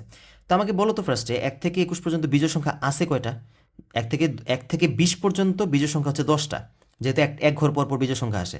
তো যেহেতু 21 পর্যন্ত যেতে বলছে, 21 তো নিজেও একটা বিজোড় সংখ্যা, তার মানে 1 থেকে 21 পর্যন্ত টোটাল বিজোড় সংখ্যা হচ্ছে 11টা। ডান, এটা আমরা বুঝতে পারছি। এখন বলছে যে সকল বিজোড় সংখ্যার গড় কত। আচ্ছা, গড় আমরা কিভাবে বের করি? গড় বের করি আমাদের যে সংখ্যাগুলো দেওয়া থাকে সেগুলোকে যদি আমরা যোগ করি, সবগুলো সংখ্যাকে আমরা যোগ করি, যোগ করে যদি টোটাল সংখ্যা দ্বারা ভাগ করে দিই, অর্থাৎ যদি 11টা সংখ্যা টোটাল থাকে, যেমন এখানে কী কী আসবে? 1 3 5 7 9 10 9 11, এভাবে আমরা টোটাল 11টা সংখ্যা যোগ করার পরে সেই সংখ্যার সমষ্টিটাকে 11 দ্বারা যদি ভাগ করে দিই, তখনই আমরা গড় পাই, তাই না? এখন তো তুমি এখানে কীভাবে গড় বের করবা? তুমি কি বসে বসে ক্যালকুলেটারের মধ্যে যোগ দিবা যে 1 যোগ 3 যোগ 5 যোগ 7 যোগ 9 যোগ, হ্যাঁ এটা তুমি করতে পারো, বেশি সময় লাগবে না। 9 যোগ, দেখো এটা আমি কীভাবে করতে পারি? 9 যোগ 11 যোগ 13 যোগ 15 যোগ 17 যোগ 19 যোগ 21, দেখো আসছে ডিভাইড বাই 11, মানে হচ্ছে কত? 11। তো এটা 11 সিম্পলি আমরা বের করে ফেললাম। এখন ক্যালকুলেটার দিয়ে তো তুমি এভাবে বের করতে পারো, কোনো ক্ষতি নেই, কারণ এটা তো খুব বেশি সময় লাগলো না, কয়েক সেকেন্ড মতো সময় লাগছে। কিন্তু এটা ছাড়াও আরেকটা উপায় আছে। কিভাবে? দেখো এখানে সকল বিজোড় সংখ্যার গড় চাইছে না, সকল বিজোড় সংখ্যার গড়। তার মানে বলতো আমাদের তো ফার্স্টে যোগ করতে হবে, দ্যাট মিনস 1 যোগ 3 যোগ 5 যোগ 7 যোগ, এভাবে কিন্তু আমাদের যোগ করতে হয়েছে। যখন আমরা যোগ করছি তখন কিন্তু এটা একটা ধারাতে পরিণত হয়ে গেছে, তাই না? দেখো 1-এর সাথে 3-এর ব্যবধান 2, 3-এর সাথে 5-এর ব্যবধান 2, এটা কিন্তু একটা সমান্তর ধারাতে পরিণত হয়ে গেছে। এখন আমরা যারা ধারা ভালো করে করে আসছি তারা তো অলরেডি জানি যে n সংখ্যক বিজোড় স্বাভাবিক সংখ্যার যোগফলের সমষ্টিকে আমরা প্রকাশ করি n স্কোয়ার দ্বারা। ব্যাপারটা বুঝতে পারছো? তো আমাদের এখানে যেহেতু বলছিল 1 থেকে 21 পর্যন্ত সকল বিজোড় সংখ্যার গড় কত, তো তুমি যদি সমষ্টিটা এভাবে ক্যালকুলেটারে না চেপে, যেহেতু এখানে 11টা সংখ্যা আসছে, তার মানে 1 থেকে 21 পর্যন্ত সকল বিজোড় সংখ্যাগুলোর যোগ সমষ্টি হবে কত, n স্কোয়ার মানে হচ্ছে 11 স্কোয়ার, দ্যাট মিনস 121। দেখছো, তুমি যদি এটা জানতে আগে থেকে, তোমার কিন্তু ক্যালকুলেটারে চাপ দেওয়ার কোনো প্রয়োজন ছিল না। তুমি কিন্তু এটা দেখার সাথে সাথে বুঝে গেছো, যেহেতু সকল বিজোড় সংখ্যার গড় বের করতে বলা হয়েছে, তার মানে 1 থেকে 21 পর্যন্ত বিজোড় সংখ্যা আছে 11টা। 11টা সমষ্টি কত হবে, 11 স্কোয়ার মানে 121। এবার যেহেতু টোটাল সংখ্যা 11 দ্বারা ভাগ করে দাও, কত আসবে, 11, ব্যাস। তো তুমি যদি এইভাবে এই টেকনিকেও কিন্তু এটা অ্যাপ্লাই করতে পারো, কিন্তু ক্যালকুলেটর দিয়ে যদি আসে তাহলে কোনো সমস্যা নেই। কিন্তু ক্যালকুলেটর দিয়ে করতে গেলে এখানে তো 21 বলছি বিধায় আমি ইজিলি বের করতে পারছি। যদি এখানে তোমার 21 না বলে ধরো 51 বলতো, তখন কি করতা?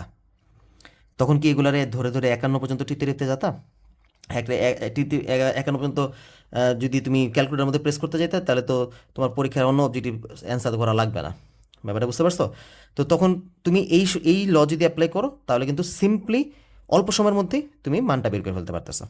ব্যাপারটা ক্লিয়ার? তো মোট কথা হচ্ছে সব প্রসেসই শিখে রাখো, যখন যেটা তোমার কাছে মনে হয় যে না, এটা এখন আমি মাথায় আসছে, ইজি হবে, এটা আমি অ্যাপ্লাই করতে পারি। তো এইভাবে মূলত এগুলোর প্রিপারেশনটা নিতে হয়। আচ্ছা, তারপর আসি, লেখ নির্দিষ্ট করতে কতগুলো বিন্দু নেওয়া আবশ্যক। লেখ নির্দিষ্ট করতে বলতে এখানে বোঝাচ্ছে যে আমরা যখন একটা গ্রাফের মধ্যে একটা সরলরেখা বসাই, এই একটা সরলরেখা যে আঁকি আমাদের 12.3 চ্যাপ্টারের মধ্যে, যখন আমাদের সরলরেখার সমীকরণগুলো আমাদের চিত্রায়িত করতে হয়, লেখচিত্র আঁকতে হয়, তখন আমাদের কতগুলো বিন্দু নিতে হয়, কতগুলো বিন্দু নিলে আমরা একটা চিত্র আঁকার জন্য কয়টা বিন্দু নিলে আমরা চিত্রটাকে সুন্দরভাবে আঁকতে পারি, সেটা হচ্ছে 2টি অথবা ততোধিক। কেন? দেখো, তুমি যদি একটা সরলরেখা আঁকতে চাও, এখানে একটা বিন্দু নিছো, এখানে একটা বিন্দু নিছো, এই দুইটা বিন্দুকে যদি যোগ করে দাও, তাহলেই তো তোমার সরলরেখা হয়ে গেছে। তো তোমাকে মানে আর বেশি কি প্রয়োজন আছে? দুইটা বিন্দু তো এনাফ তুমি একটা সরলরেখাকে স্পেসিফাই করতে হইলে। তবে মাঝে মাঝে আমাদের অঙ্কের স্বার্থে, অঙ্কের যে সমাধানটা বের করার জন্য মাঝে মাঝে একের অধিক এসে নিতে হয়, বিন্দুগুলো নেওয়া লাগে, কিন্তু খুব বেশি ম্যান্ডেটরি না। তুমি দুইটা বিন্দু দিয়ে কিন্তু চিত্রায়িত করতে পারবা, কিন্তু সমাধানের ক্ষেত্রে মাঝে মাঝে আমাদের একের অধিক সংখ্যা নিতে হয়। তো এই জন্য এটা অ্যান্সার দাঁড়াবে কত? অ্যান্সার দাঁড়াচ্ছে 2টি বা ততোধিক। ঠিক আছে, ওকে। তারপর অঙ্কে চলে যাই। 25, 75 ডিগ্রি কোণের রৈখিক সম্পূরক কোণের পরিমাপ কত? সম্পূরক কোণ কী জিনিস? সম্পূরক কোণ হচ্ছে দুইটি কোণের সমষ্টি যদি 180 ডিগ্রি হয়, তাহলে সেই দুইটি কোণের একটিকে অপরটির সম্পূরক কোণ বলা হয়। তো সম্পূরক কোণের মতো আরেকটা আছে, সেটা কি পূরক কোণ। পূরক কোণ হচ্ছে দুটি কোণের সমষ্টি যদি 90 ডিগ্রি হয়, তখন তাদের একটি কোণকে অপরটির পূরক কোণ বলা হয়। তো ব্যাপারটা এভাবে মনে রাখবা, সম্পূরক এটা কিন্তু চারটা এখানে, মানে দেখো এই সম্পূরক লেখাটা কিন্তু বড় না, আর পূরক লেখাটা তো ছোট। তো এইভাবে তুমি মনে রাখতে পারো যে সম্পূরক মানে বড়, তার মানে এটা হচ্ছে 180 ডিগ্রি, পূরক মানে ছোট, এটা হচ্ছে 90 ডিগ্রি। তুমি এভাবে চাইলে এটাকে মনে রাখতে পারো। তো আসো দেখি 75 ডিগ্রি কোণের সম্পূরক কোণ কত। তো কত আসবে, যেহেতু দুটি কোণের সমষ্টি 180 ডিগ্রি হতে হবে, তো 180 থেকে আমরা যদি 75 বাদ দিয়ে দিই, আসে কত, 105 ডিগ্রি। তাহলে এটাই হচ্ছে ওর সম্পূরক কোণ। তো খ হচ্ছে আমাদের কারেক্ট অ্যান্সার। ডান। তারপর চলে যাই 26, এবিসি ত্রিভুজের কোণ B equals to 90 degree, A/C equals to হচ্ছে 3:6 হলে কোণ দুটির অনুপাত নির্ণয় করতে বোঝায়। আমাদের একটা ত্রিভুজের কথা বলা আছে, যার বি কোণ হচ্ছে 90 ডিগ্রি, মানে এই একটা ত্রিভুজ ABC, এটা হচ্ছে 90। তারপর বলছে এ আর সি এর অনুপাত হচ্ছে 3:6, এ আর সি এর অনুপাত হচ্ছে 3:6, তাহলে তাদের জেনুইন যে মানটা, সেই মানের অনুপাতটা আসলে কত।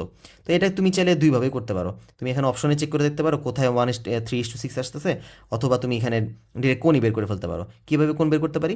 যেহেতু দুইটা কোণের অনুপাত হচ্ছে 3 আর 6, আমরা ধরে নিলাম অনুপাতগুলোর সাধারণ রাশি হচ্ছে এক্স, তাহলে একটা কোণ দাঁড়াবে 3x, আরেকটা কোণ দাঁড়াবে 6x। তো এদের সমষ্টি কত দাঁড়াবে? 3x প্লাস 6x কত দাঁড়াবে বলো? এটা যদি 90 ডিগ্রি হয়, তাহলে বাকি দুইটা সমষ্টি 90 ডিগ্রি, তার মানে এটা মানে হচ্ছে 90 ডিগ্রি। তাহলে 9x ইকুয়ালস টু দাঁড়াচ্ছে 90 ডিগ্রি, তাহলে x দাঁড়াচ্ছে কত? 10 ডিগ্রি। এই যে x 10 পেয়ে গেছি। তাহলে একটা কোণ দাঁড়াচ্ছে কত? 3 ইন্টু 10, আর এটা হচ্ছে 6 ইন্টু 10, মানে হচ্ছে 30 আর 60, ব্যাস। তো এটা দাঁড়াচ্ছে 30, এটা দাঁড়াচ্ছে 60, তাহলে এটা হচ্ছে অ্যান্সার। ওকে। তো এটা তো আমি তোমাদেরকে এভাবে অঙ্ক খাতায় কলমে করার জন্য এটা এভাবে দেখালাম, কিন্তু আদারওয়াইজ তুমি তো বুঝতেই পারতেছো যে এদের সমকোণী ত্রিভুজ, বাকি দুইটা কোণ তো মিলে 90 ডিগ্রি হতে হবে। এখানে 3 আর 6 যোগ করলে তো 90 ডিগ্রি এসে পড়ে। ব্যাপারটা বুঝতে পারছো? তার মানে একটা হবে 30, একটা হবে 60। এটা দেখেই আমরা মোটামুটি বুঝে যেতে পারি। তবুও আমি বিস্তারিত এটা ব্যাখ্যা করে দিলাম, কারণ অনেকের হয়তো বা এই জিনিসটা লাগতে পারে, এই জন্য আমি পুরো ব্যাপারটা বিস্তারিত আলোচনা করে দিলাম। ওকে, 26 নাম্বার শেষ, এবার আসো 27 নাম্বার চলে যাই।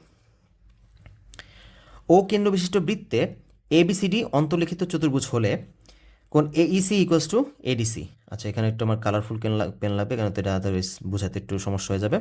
আচ্ছা দেখো, এখানে Aisi equals to ADC. Aisi কোথায় আছে একটু দেখি তো। এইসি, এই যে এটা হচ্ছে এইসি, এটা হচ্ছে এইসি। আর এডিসি, এডিসি কোথায় আছে? এডিসি, এই যে এটা, এটা হচ্ছে এডিসি। বলছে যে এই দুটো কোণ সমান। এখন আমরা তো জানি অলরেডি, আমরা জানি না যে কোনো বৃত্তের একই চাপের ওপর দণ্ডায়মান সকল বৃত্তস্থ কোণ পরস্পর সমান হয়। দেখো, এটা যদি এ হয়, এটা যদি বি সি ডি হয়, দেখো এ বি ডি, এটাও এ থেকে উৎপন্ন হয়েছে বিতে লেগে ডিতে ফিরে আসছে, এ থেকে উৎপন্ন হয়েছে সি থেকে ডিতে ফিরে আসছে, অর্থাৎ একই চাপের উপর কিন্তু দুইটা দণ্ডায়মান। তো এখানেও দেখো তো, এ থেকে উৎপন্ন হয়েছে ইতে গিয়ে সিতে ফিরে আসছে, এ থেকে উৎপন্ন হয়ে ডিতে গিয়ে সিতে ফিরে আসছে, অর্থাৎ দুইটাই কিন্তু একই চাপের উপর দণ্ডায়মান বৃত্তস্থ কোণ। দ্যাট মিনস এটা correct. ADC plus ABC equals to হচ্ছে 180 ডিগ্রি। এডিসি কোথায় আছে একটু দেখি। এডিসি তো এটা, আর এবিসি কোথায়? এবিসি, এই যে এবিসি হচ্ছে এটা, এটা একটু অন্য কালার দিয়ে দেখি। এবিসি, এই যে এটা। বলছে এদের সমষ্টি হচ্ছে 180 ডিগ্রি। এখন এটাও কিন্তু কারেক্ট। কী জন্য কারেক্ট? আমরা কিন্তু অলরেডি একটা উপপাদ্য শিখছি যে কোনো বৃত্তস্থ চতুর্ভুজের বিপরীত কোণগুলোর সমষ্টি হচ্ছে 180 ডিগ্রি। এই যে এই কোণ, এই কোণের সমষ্টি হচ্ছে 180, অথবা এই কোণ, এই কোণের সমষ্টি হচ্ছে 180। তো দেখো তো, এ বি সি ডি, এটাকে একটা বৃত্তস্থ চতুর্ভুজ না, এর বিপরীত কোণ দ্বয়ের সমষ্টি, তো তাহলে 180 ডিগ্রি আসবে। এটা তার মানে কারেক্ট। ওকে, তারপর আসি টু কোণ এইসি। এইসিটা কোথায় আছে একটু দেখে নিই। এইসিটা কোথায়? এইসি, আচ্ছা এইসি তো আমরা অলরেডি পয়েন্ট আউট করছি। এইসি হচ্ছে এই জায়গায়। আর প্রবৃদ্ধ এওসি, প্রবৃদ্ধ এওসি মানে কি? প্রবৃদ্ধ এওসি মানে হচ্ছে যে কোণের মান 180 ডিগ্রি থেকে বড়, 360 থেকে ছোট, তাদেরকে বলা হয় প্রবৃদ্ধ কোণ। ওকে, দেখতে কেমন হয়? প্রবৃদ্ধ কোণ হচ্ছে এরকম, এই যে এটা হচ্ছে আমাদের প্রবৃদ্ধ কোণ। তো এখানে আমাদের বলছে যে প্রবৃদ্ধ এওসি, বলো তো এখানে প্রবৃদ্ধ এওসি কোনটা? এখানে এওসি কিন্তু অ্যাকচুয়ালি দুইটা কোণ আছে। একটা, এখানে দুইটা কোণ আছে। একটা হচ্ছে এই যে এওসি, এই নিচের একটা কোণ, ঠিক আছে, এইটা হচ্ছে একটা কোণ। আরেকটা হচ্ছে এওসি প্রবৃদ্ধ, এই যে এটা, এটা হচ্ছে প্রবৃদ্ধ কোণ, দেখছো? ওকে, এখন আমাদের বলছে টু কোণ এইসি সমান সমান হচ্ছে প্রবৃদ্ধ, টু কোণ এইসি মানে হচ্ছে প্রবৃদ্ধ এওসি। এটা কি আসলে কারেক্ট? এখন আমরা জানি যে দেখো, এইসি হচ্ছে একটা বৃত্তস্থ কোণ, এওসি হচ্ছে একটা কেন্দ্রস্থ কোণ।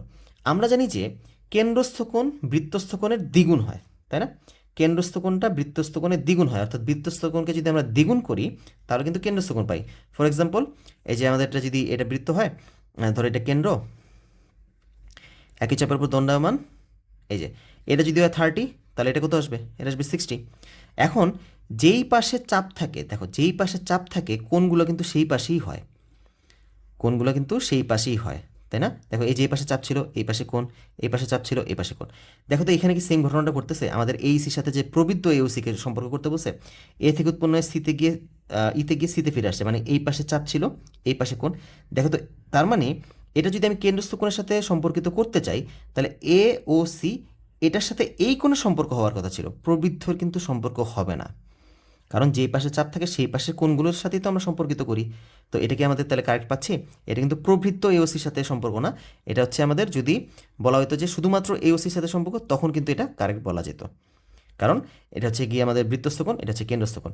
বৃত্তস্থ কোণ কেন্দ্রস্থ কোণের দ্বিগুণ হয়, সরি কেন্দ্রস্থ কোণ বৃত্তস্থ কোণের দ্বিগুণ হয়। তো তার মানে বৃত্তস্থ কোণের সাথে দ্বিগুণ করলে আমরা কেন্দ্রস্থ কোণ পাওয়ার কথা, কিন্তু এটা তো কেন্দ্রস্থ কোণ এই কোণের সাথে না, প্রবৃত্ত ছাড়া যেটা আছে সেটার সাথে সম্পর্কিত হবে। দ্যাট মিনস এই অপশনটা কিন্তু কারেক্ট না, অর্থাৎ কারেক্ট অ্যান্সার হচ্ছে কত? 1 আর 2। ঠিক আছে, আশা করি এটা সবাই বুঝতে পারছো। তারপর অঙ্কে চলে যাই, 28 আর 29। প্রদত্ত আয়তটির ক্ষেত্রফলের সমান ক্ষেত্রফল বিশিষ্ট একটি বর্গক্ষেত্রের এক বাহুর দৈর্ঘ্য কত? এই একটা আয়তক্ষেত্র দেওয়া আছে, এই আয়তক্ষেত্রের ক্ষেত্রফলের সমান করে যদি আমি একটা বর্গক্ষেত্র আঁকি, সেই বর্গক্ষেত্রের এক বাহুর বের করতে বলা হয়েছে। তো আমাদের ফার্স্টে এই আয়তক্ষেত্রের ক্ষেত্রফলটা লাগবে, আদারওয়াইজ আমি এই বর্গক্ষেত্র পর্যন্ত যেতে পারবো না। তো আসো, আয়তক্ষেত্রের ক্ষেত্রফল নির্ণয়ের সূত্র কি? দৈর্ঘ্য ইন্টু প্রস্থ। এখানে আমরা দেখতে পাচ্ছি দৈর্ঘ্য হচ্ছে 7, এখন প্রস্থ লাগবে। প্রস্থ কীভাবে বের করতে পারি? এখন এই আয়তক্ষেত্রের মধ্যে ভিতরে দেখতে পাচ্ছি একটা বৃত্ত একদম পুরো আটানো আছে, হ্যাঁ, এই বৃত্তের ব্যাসার্ধ হচ্ছে 2.5 সেন্টিমিটার।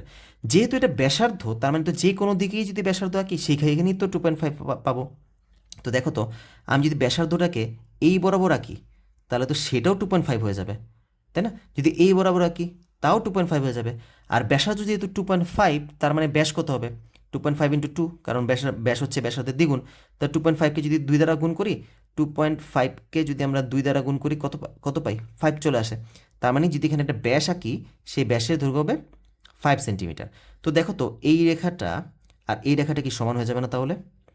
ওকে, তো এটা যদি 5 হয়, এটা কত দাঁড়াবে? 5। তাহলে এই আয়তক্ষেত্রের ক্ষেত্রফল দাঁড়াচ্ছে কত? 7 ইন্টু 5 মানে 5 7 35, 35। তার মানে এই আয়তক্ষেত্রের ক্ষেত্রফল দাঁড়াচ্ছে 35 মানে বর্গ সেন্টিমিটার। ওকে, এখন এইটার সমান ক্ষেত্রফল বিশিষ্ট একটা বর্গক্ষেত্র যদি আঁকি, দ্যাট মিনস এই যে বর্গক্ষেত্রটা আমরা আঁকছি, এই বর্গক্ষেত্রের ক্ষেত্রফল হচ্ছে 35 বর্গ সেন্টিমিটার। কারণ আমাদের বলা ছিল যে আয়তটির ক্ষেত্রফলের সমান ক্ষেত্রফল বিশিষ্ট একটি বর্গক্ষেত্র। তো আয়তক্ষেত্রের ক্ষেত্রফলের সমান বিশিষ্ট একটা বর্গক্ষেত্র আঁকছি, এটার এক বাহুর দৈর্ঘ্য চাইছে। এখন বর্গক্ষেত্রের এক বাহুর দৈর্ঘ্য আমরা কীভাবে বের করি? বর্গক্ষেত্রের ক্ষেত্রফল আমরা বের করার যে সূত্র, সেটা হচ্ছে যদি বর্গক্ষেত্রের 3টা বাহু হয়, 4টা বাহু যদি হয় এ, তাহলে এর ক্ষেত্রফল হচ্ছে এ স্কোয়ার। তো এটাকে যদি রিভার্স করি, তার মানে আমরা ক্ষেত্রফলকে যদি রুট করি, অর্থাৎ বর্গমূল করি, তাহলে তো আমরা একটা বাহু পেয়ে যাই, তাই না? তো এখানে যদি ক্ষেত্রফল হচ্ছে 35, তার মানে 35কে যদি আমরা রুট করি, তাহলে তো আমাদের বাহু চলে আসবে। ওকে, তো দেখি এখানে কত আসে। রুট 35 মানে হচ্ছে কত? 5.91, মানে 5.92 বলতে পারি আমরা, ঠিক আছে? কিন্তু এখানে তো অ্যাকচুয়ালি 5.91 পর্যন্ত আছে। এই যে এখানে 5.91 আছে, আমাদের এখানে আছে 5.916 আসছে। কিন্তু 6 যদি 6 পর্যন্ত আমি মানে 1 পর্যন্ত যদি রাখি, এরপরে 6 থাকার কারণে কিন্তু এটা 92 হয়ে যাওয়ার কথা, কিন্তু এখানে তো আমরা 91 দেখতে পাচ্ছি। আচ্ছা যাক, তাও আমি এটাকেই কারেক্ট অ্যান্সার ধরি, কারণ যদি এটা 100% অ্যাকুরেট বলা যাচ্ছে না, কারণ এখানে 92 হবে।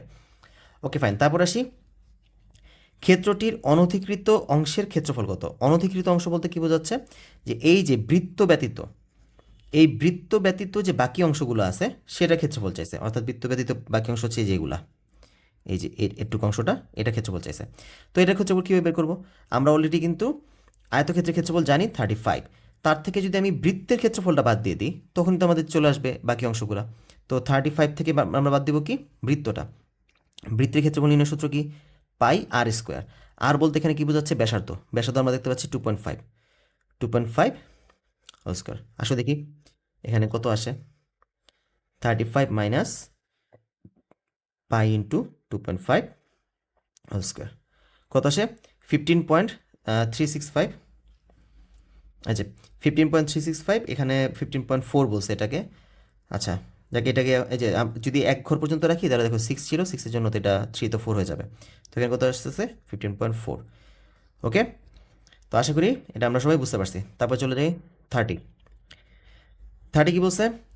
ও কেন্দ্র বিশিষ্ট এ বি সি ই বৃত্তস্থ চতুর্ভুজের এফ বিই বহিস্থ কোণ হলে F B C equals to A E C.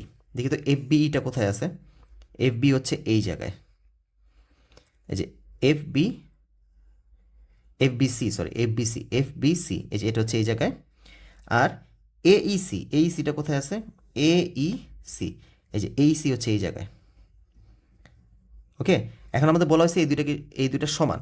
আসো দেখি তো এটা কি সমান হয় কি না, আদৌ কি এটা সমান হবে? দেখো এখানে এটা কিন্তু অ্যাকচুয়ালি সমান হয়। কিভাবে আমরা বুঝতে পারি? দেখো আমরা জানি যে বৃত্তস্থ চতুর্ভুজের বিপরীত কোণদ্বয়ের সমষ্টি হচ্ছে 180 ডিগ্রি, তাই না? তো দেখো তো আমাদের যদি এই চতুর্ভুজটার দিকে তাকাও, এ বি সি ই, এই চতুর্ভুজের মধ্যে এটা খেয়াল করো, এই যে এই কোণটা, এই কোণের ঠিক বিপরীত কোণকে, এই কোণের ঠিক বিপরীত কোণ কিন্তু এইটা, অর্থাৎ কোণ এ ই সি প্লাস কোণ এ বি সি মানে হচ্ছে 180 ডিগ্রি। কারণ বৃত্তস্থ চতুর্ভুজের বিপরীত কোণদ্বয় সমষ্টি 180 ডিগ্রি। দেখো এইটার সাথে তুমি যদি এই কোণটাকে যোগ করো, তাহলে কিন্তু 180 ডিগ্রি বলতে পারো। আবার দেখো তো এ বি এফকে একটা সরল কোণ না? তার মানে এ বি সি আর সি বি এফ, অর্থাৎ এই কোণটা আর এই কোণটা যদি তুমি যোগ করো, তাহলে দেখো তো এটা সরল কোণ চলে আসে, তাই না? তার মানে কিন্তু এটার মান হচ্ছে 180 ডিগ্রি।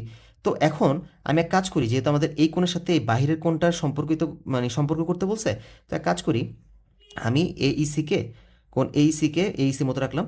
এখন এ বি সিকে চেঞ্জ করে কি আমি বলতে পারি এবিসি মানে হচ্ছে 180, এবিসি মানে হচ্ছে 180 মাইনাস এফবিসি, এফবিসি। কেন? দেখো আমরা বলতে পারি এ বি সি, এই যে এই কোণটা plus F BC, F BC মানে হচ্ছে 180।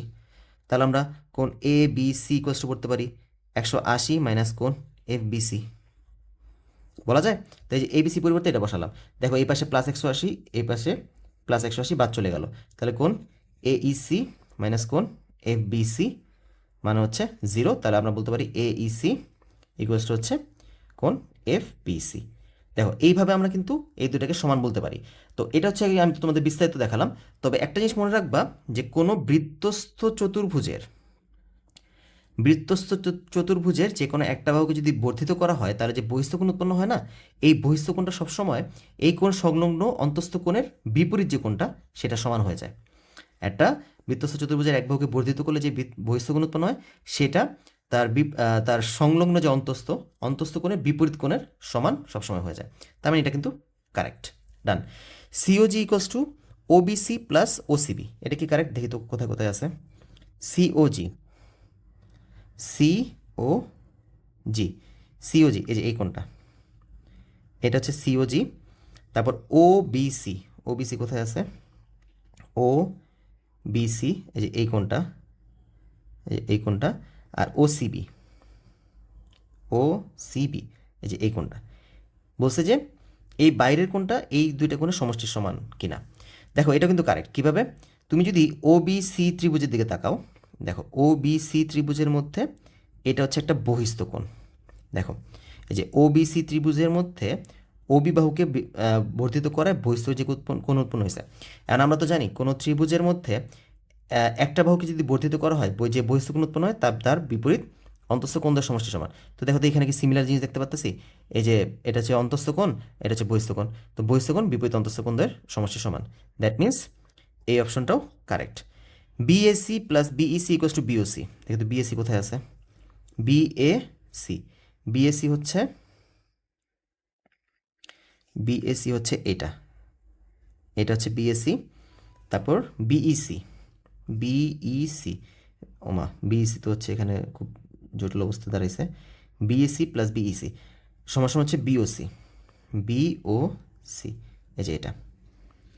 এই তিনটা কোণের মধ্যে সম্পর্ক চাইছে। দেখো তো এটা হচ্ছে একটা কেন্দ্রস্থ কোণ, বি থেকে উৎপন্ন হয়েছে ওতে গিয়ে সিতে ফিরে আসছে, এটা হচ্ছে কেন্দ্রস্থ কোণ। বি থেকে উৎপন্ন হয়ে বৃত্তে গিয়ে সিতে ফিরে আসছে, এটা হচ্ছে কেন্দ্রস্থ, এটা হচ্ছে বৃত্তস্থ। সেমভাবে এটাও কিন্তু একটা বৃত্তস্থ। বিইসি হচ্ছে একটা বৃত্তস্থ কোণ।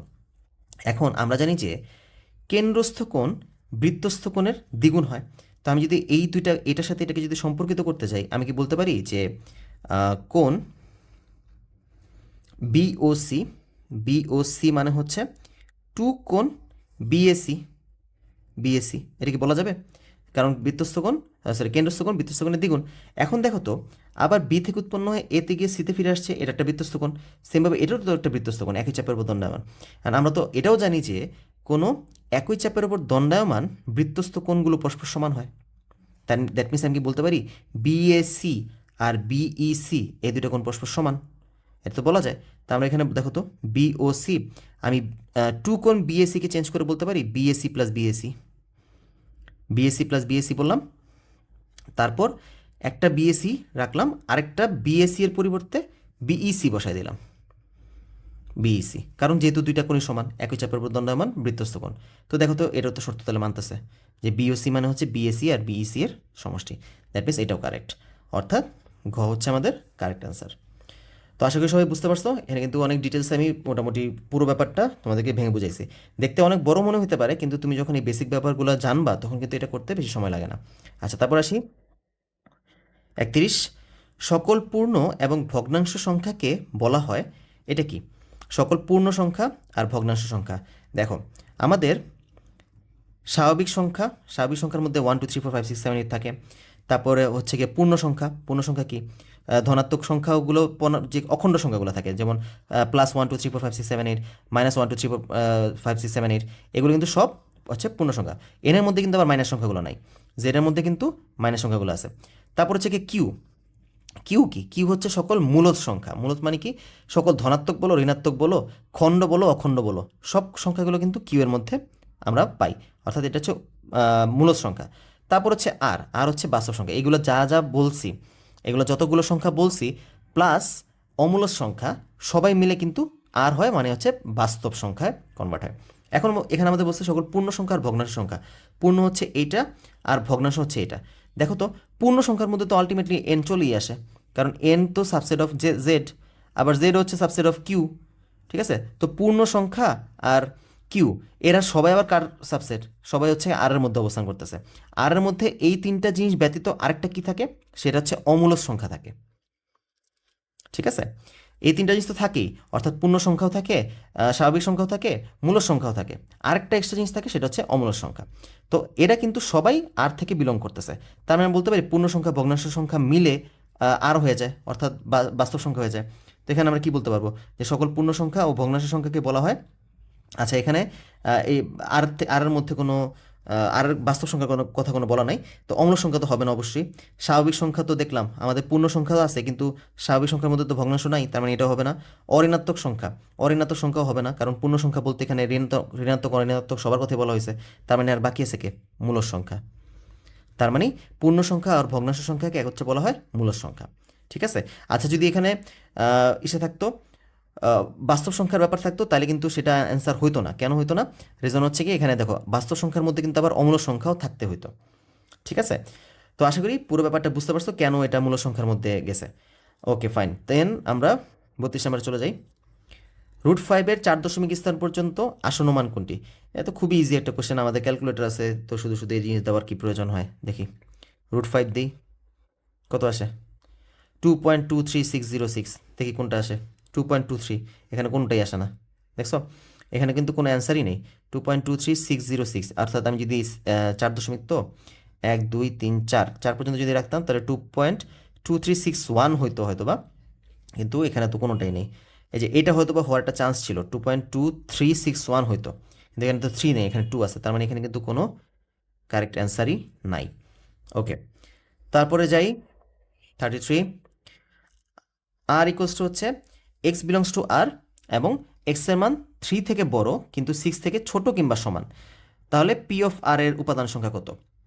আচ্ছা, তো ফার্স্টে আমরা আর সেটটাকে প্রকাশ করে নিই। এখানে কী কী দাঁড়াবে? 3 থেকে বড়, তার মানে 3 থেকে বড়। আচ্ছা, বাই দ্য ওয়ে, এখানে কিন্তু একটা প্রবলেম আছে। এখানে কিন্তু বলেছে আর belongs to all real number. এখানে কিন্তু ঝামেলা হয়ে গেছে অলরেডি। কেন ঝামেলা হয়ে গেছে? দেখো, অল রিয়েল নাম্বার যেহেতু বলে দিছে, তার মানে তুমি যদি ভাইবা থাকো যে এখানে সেটটা হবে 3-এর পরে সংখ্যা কি আসে? 4 5 6। তুমি যদি ভাইবা থাকো এটা, তুমি কিন্তু ভুল ভাবতেছো। তো অনেকেই করবে কি, এই জিনিসটা ভাববে যে যেহেতু এখানে 3 থেকে বড় 6 থেকে ছোট, মানে 6 থেকে ছোট বা সমান, তার মানে এই 3টা সংখ্যা আসবে। আর পি অফ আর এর উপাদান সংখ্যা দাঁড়াবে কত? 2 টু দি পাওয়ার n। আমরা জানি যে কোনো সেটের উপাদান সংখ্যা যদি হয় n, তাহলে তার পাওয়ার সেটের উপাদান সংখ্যা হয় 2 টু দি পাওয়ার n, মানে 2 কিউব, দ্যাট মিনস 8। অনেকে 8 অ্যান্সার বের করে 8 দাগায় ফেলবে, কিন্তু এখানে কিন্তু ভুলটা হয়ে যাবে। কেন ভুল হবে? এখানে কিন্তু অ্যাকচুয়ালি কোনো কারেক্ট অ্যান্সার নাই। কেন কারেক্ট অ্যান্সার নাই? এখানে বলে দিছে এক্স বিলংস টু আর। ব্যাপারটা বুঝতে পারছো? আর এর মধ্যে কিন্তু আর বলতে বাস্তব সংখ্যাকে বোঝাচ্ছে, অর্থাৎ এখানে স্বাভাবিক সংখ্যা, ধনাত্মক সংখ্যা, ঋণাত্মক সংখ্যা, মূলদ সংখ্যা, অমূলদ সংখ্যা সবাই কিন্তু বিলং করতেছে। এখন বলো তো, 3 থেকে 4-এর মাঝখানে, 3 আর 4-এর মাঝখানে এখানে বলছে 3 থেকে বড় না? আচ্ছা, 3 থেকে বড় বলছে, 3.01 তো এখানে তাহলে অ্যাকসেপ্টেড হয়ে যায়, যেহেতু 3 থেকে বড় বলছে। আর এখানে আর হওয়ার কারণে তো 3.01, 3.02, হ্যাঁ, তারপর আবার 3.0001, মানে মোট কথা হচ্ছে 3 থেকে 4 পর্যন্ত যেতেই তো তোমার ইনফিনিটি সংখ্যক সংখ্যার মাঝখানে তুমি পড়ে যাবা, যেহেতু এখানে আর এর কথা বলছে, মানে বাস্তব সংখ্যা। তার মানে মূলত অমূল্য সব কিছু অ্যাকসেপ্টেড হয়ে যেতেছে এখানে। তো এখানে কিন্তু 3 থেকে 4-এর মাঝখানে কয়েক হাজার লক্ষ কোটি, মানে ইনফিনিটি সংখ্যক তুমি সংখ্যা এখানে পেয়ে যাবা। তাহলে এখানে তুমি একে যদি সেট আকারে প্রকাশ করতে যাও, এখানে কোনো অ্যান্সার আসবে? এখানে কিন্তু কোনো অ্যান্সার আসা সম্ভবই না। ব্যাপারটা বুঝতে পারছো? তার মানে এখানেও কিন্তু কোনো কারেক্ট অ্যান্সার নাই। ওকে, এখানে কিন্তু লক্ষ্য রাখতে হবে এখানে আমাদের কী বলছে, এক্স বিলংস টু কী বলছে, এটার উপর কিন্তু টোটাল অঙ্কের অ্যান্সারটা ডিপেন্ড করে। আচ্ছা, তারপর আসি 34। X minus 3 whole square equals to X square minus 6x plus 9।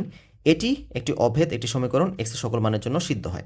আচ্ছা, ফার্স্ট অফ অল, অভেদ বলতে কি বোঝায় আর সমীকরণ বলতে কি বোঝায়? অভেদ আর সমীকরণের মধ্যে মূলত বেসিক পার্থক্যটা কি? তো অভেদ আর সমীকরণের মধ্যে পার্থক্যটা হচ্ছে, সমীকরণ কী জিনিস ফার্স্ট এটা বুঝে নিই। সমীকরণ হচ্ছে আমাদের চলক সংখ্যা পাওয়ার দ্বারা গঠিত যে বীজগাণিতিক রাশি, তাকেই বলে আমরা সমীকরণ। যেমন ধরুন, ফর এক্সাম্পল, আমরা বলতে পারি x minus 6x plus 9 equals to 0। এখানে দেখো, চলক আছে, সহগ আছে, যোগ বিয়োগ চিহ্ন আছে, প্রক্রিয়া চিহ্ন আছে, ঘাত আছে, সব কিছু আছে আর মাঝখানে একটা সমান আছে, সমান চিহ্ন আছে। সমান চিহ্নটা থাকার কারণে ওকে আমরা বলতে পারতেছি একটা সমীকরণ। ডান। তার মানে এখানে যেহেতু একটা সমান চিহ্ন আছে, এটাকে আমরা বলতে পারি একটা সমীকরণ। Okay fine. এখন অভেদ কি তাহলে? অভেদ হচ্ছে যেই সমীকরণের মধ্যে চলকের যে কোনো মানের জন্য বামপক্ষ ডানপক্ষ সমান হয়ে যায়, তখনই তাকে বলা হয় অভেদ। তো এখানে দেখো, আমরা যদি এই সমীকরণের মধ্যে এক্স এর মান যা ইচ্ছা তাই বসে, তাহলে কি দুই পক্ষ কি সমান হয়ে যায়? তুমি ধরো এখানে যদি এক্স এর মান 1 বসাও, 1² - 6 × 1 + 9 কত আসে? 1 - 6 + 9 মানে হচ্ছে কত? 10 - 6 মানে হচ্ছে 4, কিন্তু এই পাশে ছিল কত? 0। তার মানে এক্স এর সকল মানের জন্য কিন্তু তুমি এই সমীকরণটাকে সত্য বলতে পারবা না, ঠিক আছে? কিন্তু অভেদের ক্ষেত্রে ব্যাপারটা কি দাঁড়ায়? ধরো x² - 6x + 9 হচ্ছে x - 3 হোল স্কোয়ার, তাই না? দেখো তো, এখন যদি আমি এখানে এক্স এর যা মন চায় তা মান বসাই, ধরো এখানে 2 বসাই, 2² - 6 × 2 + 9 মানে হচ্ছে কত? এখানে দাঁড়াচ্ছে 4 - 12 + 9 কত দাঁড়াচ্ছে এখানে? 13 - 12 মানে হচ্ছে 1। তো দেখি তো এই পাশে রাইট হ্যান্ড সাইডে কী আসে? আমি কত ধরছিলাম এটাকে? 2। 2 - 3 হোল স্কোয়ার মানে কত? -1², দেখো 1। তার মানে অভেদ দেওয়ার সমীকরণের মধ্যে পার্থক্যটা হচ্ছে এটা, অভেদের মধ্যে চলকের যে কোনো মানের জন্য, সব ধরনের মানের জন্য সমীকরণটা সত্য হয়। কিন্তু সমীকরণের মধ্যে শুধুমাত্র যদি সমীকরণ হয়, সেটার ক্ষেত্রে চলকের স্পেসিফিক কয়েকটা মানের জন্যই সেই সমীকরণটা সত্য হয়। যেমন দ্বিঘাত সমীকরণ যেহেতু এখানে আছে, তার মানে দুইটা মানের জন্য এখানে এটা সত্য হবে। তার মানে এটা তো দেখলামই আমরা, তার মানে এটা কি পেলাম? এটা হচ্ছে একটা অভেদ। আর এক্সের সকল মানের জন্য অবশ্যই এটা সিদ্ধ হবে। এটা যেহেতু একটা অভেদ, তার মানে এক্সের সকল মানের জন্য এটা সিদ্ধ হচ্ছে, তার মানে এটাও কারেক্ট। ঠিক আছে? একটা কথা মনে রাখবা, সকল অভেদই কিন্তু সমীকরণ, কিন্তু সকল সমীকরণ কিন্তু অভেদ হয় না। ঠিক আছে? ওকে, তো আমাদের 1 2 3 যেহেতু কারেক্ট, তাহলে কারেক্ট অ্যান্সার হচ্ছে ঘ। 35 নাম্বার চলে যাই। 35 কি বলছে? Function of x equals two x³ - x² - x -1/8 হলে ফাংশন অফ -1/2 কত? তো এটা কি করব? এটা তুমি হাতে কলমে বসানোর দরকার নাই, যেহেতু আমরা ক্যালকুলেটর ইউজ করতে পারি, তো ক্যালকুলেটর ডিরেক্ট বসিয়ে দিই। এখানে ফাংশন অফ -1/2 মানে কত? এখানে এক্স এর পরিবর্তে ফাংশন অফ এক্স আছে না, এক্স এর পরিবর্তে তুমি ফাংশন অফ -1/2 বসাবা, অর্থাৎ এখানে যতগুলো এক্স আছে সব জায়গায় -1/2 বসাবা। তো আসো বসাই দিই। কত আছে ফার্স্টে? x³ তার মানে -1/2, তো 1/2 হোল কিউব, তারপর হচ্ছে কি মাইনাস, আবার ব্র্যাকেট দিই, -1/2। আচ্ছা, এক কাজ করবা তোমরা, এখানে আরেকটা কাজ করতে পারো। এই যে -1/2 লিখতে তো একটু ঝামেলা হচ্ছে, তো আমি কি করব? আমি এক কাজ করি, ফার্স্টে -1/2টা লিখে নিই, লিখে ইকুয়ালে প্রেস করি। ইকুয়ালে প্রেস করার পর যেটা আসছে না, এটা কিন্তু আমাদের অ্যান্সারের মধ্যে ইনপুট হয়ে গেছে।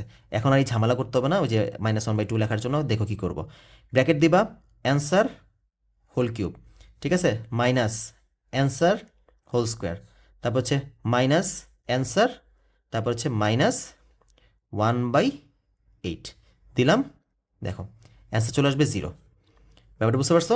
এই হচ্ছে হচ্ছে অ্যান্সার। তো এভাবে করলে কী হবে, যে -1/2 এর যে ভেজালটা লিখতে তো একটু ঝামেলা হচ্ছিল, সেটা আর হবে না। তো এটা যদি আমরা এসে দিয়ে করতে যাই, আমরা যদি এটা 100 mS দিয়ে করতে চাই, কীভাবে করবো? সেমভাবে আমি এক কাজ করি, -1/2 দিয়ে ইকুয়াল দিলাম, এই যে এটা অ্যান্সারের মধ্যে সেট হয়ে গেছে। এবার আমরা অ্যান্সার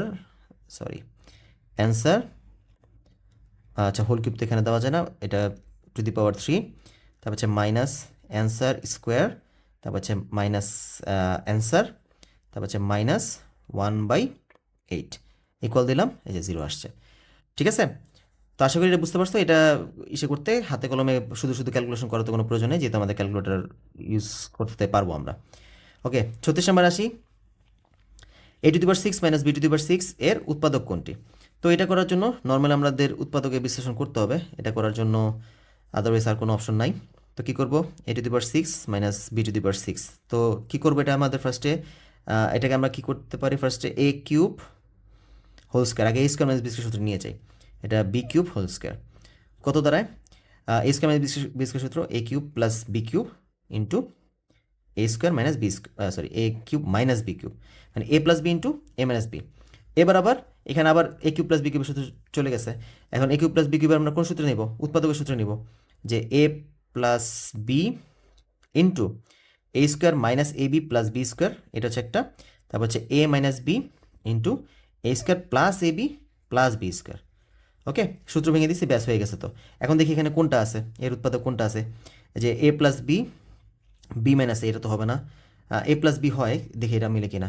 এ প্লাস বি, না এটাও কিন্তু মিলতেছে না। দেখো এ প্লাস বি আছে, A square minus B square plus AB, এরকম কি আছে? A square plus B square minus AB আছে, A square plus B square plus AB আছে, এটা কিন্তু নাই। ঠিক আছে, মাইনাস বি স্কোয়ার কিন্তু নাই। সেমভাবে এখানেও মাইনাস বি স্কোয়ার নাই, এটাও অপশন বাদ, এটা অপশন বাদ, তার মানে কারেক্ট হচ্ছে শুধুমাত্র এ প্লাস বি, এটা ছাড়া কিন্তু বাকি কোনোটাই আর মিলতেছে না। ওকে, তো আমাদের 36 শেষ, এবার শো 37, 38, 39 একসাথে। তো x square minus 5 minus 2√6 equals to 0 হলে 27 থেকে 39 পর্যন্ত প্রশ্নের উত্তর দাও। এক্স এর মান বের করতে বলছে, তো এখানে কি দেওয়া আছে?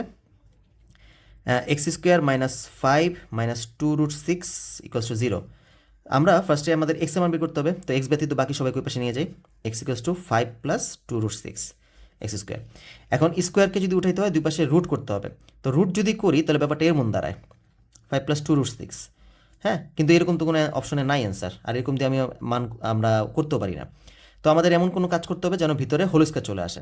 তো হোল স্কোয়ার আমরা কীভাবে আনতে পারি? দেখো, আমি যদি 5কে ভেঙে লিখি 3 আর 2√6 লিখলাম মাঝখানে, আর এখানে দিলাম 2। দেখো 5কে ভেঙে আমি 3 আর 2 লিখছি, কেন লিখছি দেখো এখনই বুঝতে পারবা।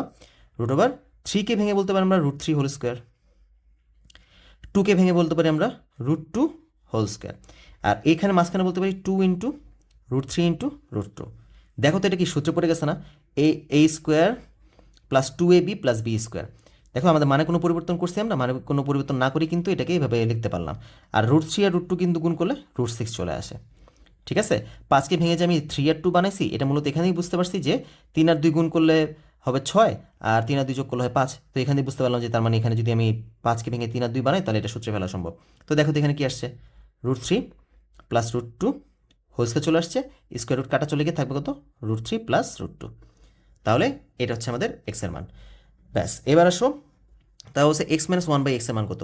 তো এখান থেকে আবার 1/x এর মান লাগবে। এক্স এর মান পাইছি এটা, 1/x কত? এটা তো আমাদের আমরা তৃতীয় অধ্যায়ে এই অঙ্কটা করতে করতে এতদিনে মুখস্থ হয়ে যাওয়ার কথা। এটা তো দেখেই বোঝা যায় যে এটা কি আসবে, √3 মাইনাস √2 আসবে। ওকে, তো তাও আমি যদি দেখা দিই প্রসেসটা, ব্যস্তকরণ করি। এক্স যদি হয় এত, তাহলে 1/x কত হবে? ব্যস্তকরণ করলে 1/√3 প্লাস √2।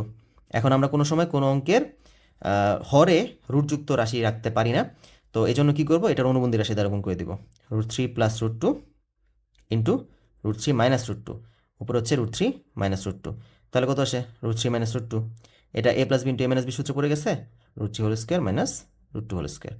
ওকে, তাহলে থাকতেছে কত? √3 মাইনাস √2, এটা আসবে 3 মাইনাস 2, দ্যাট মিনস শুধুমাত্র থাকতেছে √3 মাইনাস √2, 3 মাইনাস 2 মানে হচ্ছে 1। ওকে, তো এই যে এই মানটা আমাদের চলে আসছে। এখন এক্স এর মান পাইছি আমরা √3 প্লাস √2, 1/x এর মান পাইছি আমরা √3 মাইনাস √2, তাহলে এক্স মাইনাস চেয়েছে না, এক্স মাইনাস 1/x কত দাঁড়ায়?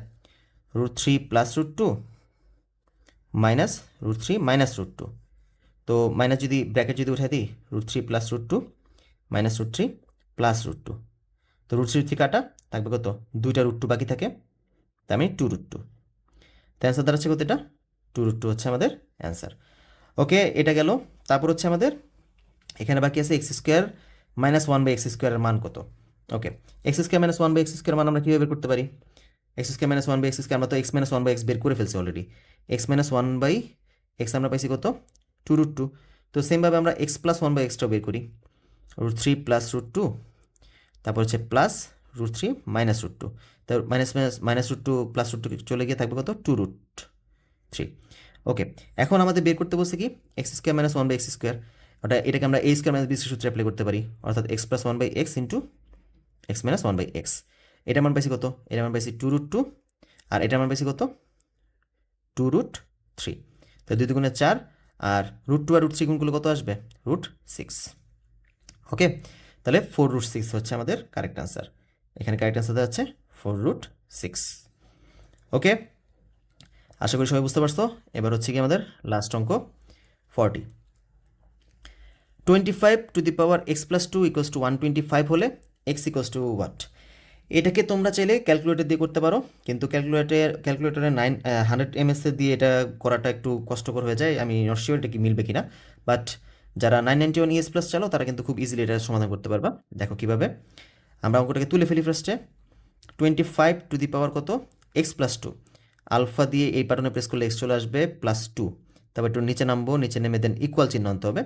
ইকুয়াল আনার জন্য প্রেস করবো কিসে? আলফাতে প্রেস করে এই বাটনে প্রেস করবো, ইকুয়াল চলে আসছে। তারপর হচ্ছে 125। ব্যাস, অঙ্ক তোলা শেষ। এবার আমরা কি করব, শিফটে প্রেস করে ক্যালকে প্রেস করব। ওকে, দেন আমরা ইকুয়ালে প্রেস করব। ইকুয়ালে প্রেস করলে আমাদের এখানে অ্যান্সার চলে আসবে। দেখি এখানে কত আসে। ওকে, আসছে কত, -0.5। ঠিক আছে, -0.5। তো -0.5 মানে কি, 0.5কে আমরা তো, আচ্ছা এটাকে তো ভগ্নাংশ কনভার্ট করা যাইতেছে না। 0.5 মানে কত দেখো, 1/2, তাই না? -0.5 মানে কত, তার মানে -1/2 আসবে। -1/2 আসা কোথায়, এখানে -1/2 কোনটাতে আসে বলো তো? এখানে তো 7/2 ভুলেও হবে না। 2 ইনভার্স 1 মানে কি, 2 ইনভার্স 1 মানে হচ্ছে 1/2, এটাও হবে না। -2 ইনভার্স 1 মানে কত, -1/2। এই যে এটা হচ্ছে আমাদের কারেক্ট অ্যান্সার। তো আমরা 991 ES প্লাস দিয়ে এভাবে করতে পারি। দেখি 100 mS দিয়ে করা যায় কিনা। 100 mS দিয়ে খুব সম্ভবত করা যাবে না। 25 ব্র্যাকেট দিলাম, আলফা এক্স প্লাস 2, তারপর হচ্ছে আলফা ইকুয়াল 125। তারপর কী করবো, শিফট ক্যালকে একবার প্রেস করব, শিফট ক্যালকে আরেকবার প্রেস করব। সে 100 mS কিন্তু শিফট ক্যালকে দুইবার প্রেস করতে হয়। 991 ES কিন্তু ওই শিফট ক্যালকে একবার প্রেস করে দেন ইকুয়ালে প্রেস করতে হয়। আচ্ছা দেখি এটা কি আসে কিনা। এটা খুব সম্ভবত আসবে না, এটা একটু জটিল, একটু কমপ্লিকেটেড কিছু চলে আসলে এটাতে আর অ্যান্সার শো করে না। আচ্ছা এটা আসতে থাকুক, ততক্ষণে আমরা এটাকে হাতে কলমে কীভাবে করবো সেটাও দেখে নিই। দেখি কী আসছে। ও এখানে আসছে তো, -0.5 চলে আসছে, দেখছো? তো এটা কিন্তু এটাকে সমাধান করতে পারছে। ওকে, আর হাতে কলমে যদি করতে দিতাম তাহলে কী হতো, 25 to the power x plus 2, এটা ছিল 125। তো 25কে ভেঙে আমরা বলতে পারি 5 square to the power x plus 2। 125 মানে হচ্ছে 5 কিউব। তো পাওয়ার ওপর হোল পাওয়ার থাকলে পাওয়ার পাওয়ার গুণ হয়ে যায়, that means 5 to the power 2x plus 4। দুই দ্বারা গুণ হয়েছে সবার সাথে, 5 টু দি পাওয়ার 3। উভয় পক্ষে ভিত্তি মিলে গেছে, তার মানে পাওয়ার পাওয়ার সমান হবে। 2x plus 4 = 3। 2x equals to কত, 3 - 4, মানে 2x ইকোয়াস টু হচ্ছে -1, তাহলে x দাঁড়াচ্ছে কত, -1/2। তো আমরা এটাকে হাতে কলমে এভাবে করতে পারতাম। ঠিক আছে, তো এটাই হচ্ছে আমাদের কারেক্ট আনসার। তো এই পর্যন্ত আমাদের শেষ কোশ্চেন। যশোর বোর্ড 2016 সালের আমরা এসএসসি পরীক্ষার গণিতের বহু নির্বাচন অংশটা শেষ করলাম। তো আশা করি মোটামুটি সবাই বুঝতে পারছো। তো আমার কিন্তু গণিত এবং উচ্চতর গণিতের অনলাইনে পেইড কোর্সটা বর্তমানে রানিং আছে। কেউ যদি ভর্তি হতে চাও অবশ্যই আমার হোয়াটসঅ্যাপ এই যে স্ক্রিনে যে হোয়াটসঅ্যাপ নাম্বার আছে সেটাতে যোগাযোগ করবা। কোর্স ফিও এখানে মোটামুটি উল্লেখ করা আছে সবার। অলরেডি কিন্তু ক্লাসটা রানিং আছে, আর এখানে তোমরা তো দেখতেই পারছো যে কীরকম আমি ভেঙে ভেঙে সব কিছু বোঝানোর চেষ্টা করি। তো আশা করি তোমরা যদি কোর্সে ভর্তি হও তাহলে মোটামুটি ভালো জিনিসই পাবা। একদম বেসিক স্ট্রং করে তোমরা মোটামুটি সম্পূর্ণ প্রিপারেশনটা কমপ্লিট করতে পারবা। কোনো সাজেশন ভিত্তিকে আমি পড়াশোনা করাই না, বই মোটামুটি সম্পূর্ণ কমপ্লিট করানোর চেষ্টা করি। তো এই জন্য তোমরা যদি কেউ ভর্তি হতে চাও অবশ্যই হোয়াটসঅ্যাপ নাম্বারটাতে যোগাযোগ করবা। আর ডেসক্রিপশন বক্সের মধ্যে আমার কোর্সের ক্লাসগুলো প্লাস হচ্ছে আমি কোর্সে যে অ্যানাউন্সমেন্ট করছি সেই ভিডিওগুলো দেওয়া আছে, তোমরা চাইলে সেটা দেখে নিতে পারো। ওকে, তো এই পর্যন্ত ছিল ভিডিও। ধন্যবাদ সবাইকে ভিডিওটা দেখার জন্য এতক্ষণ ধৈর্য ধরে।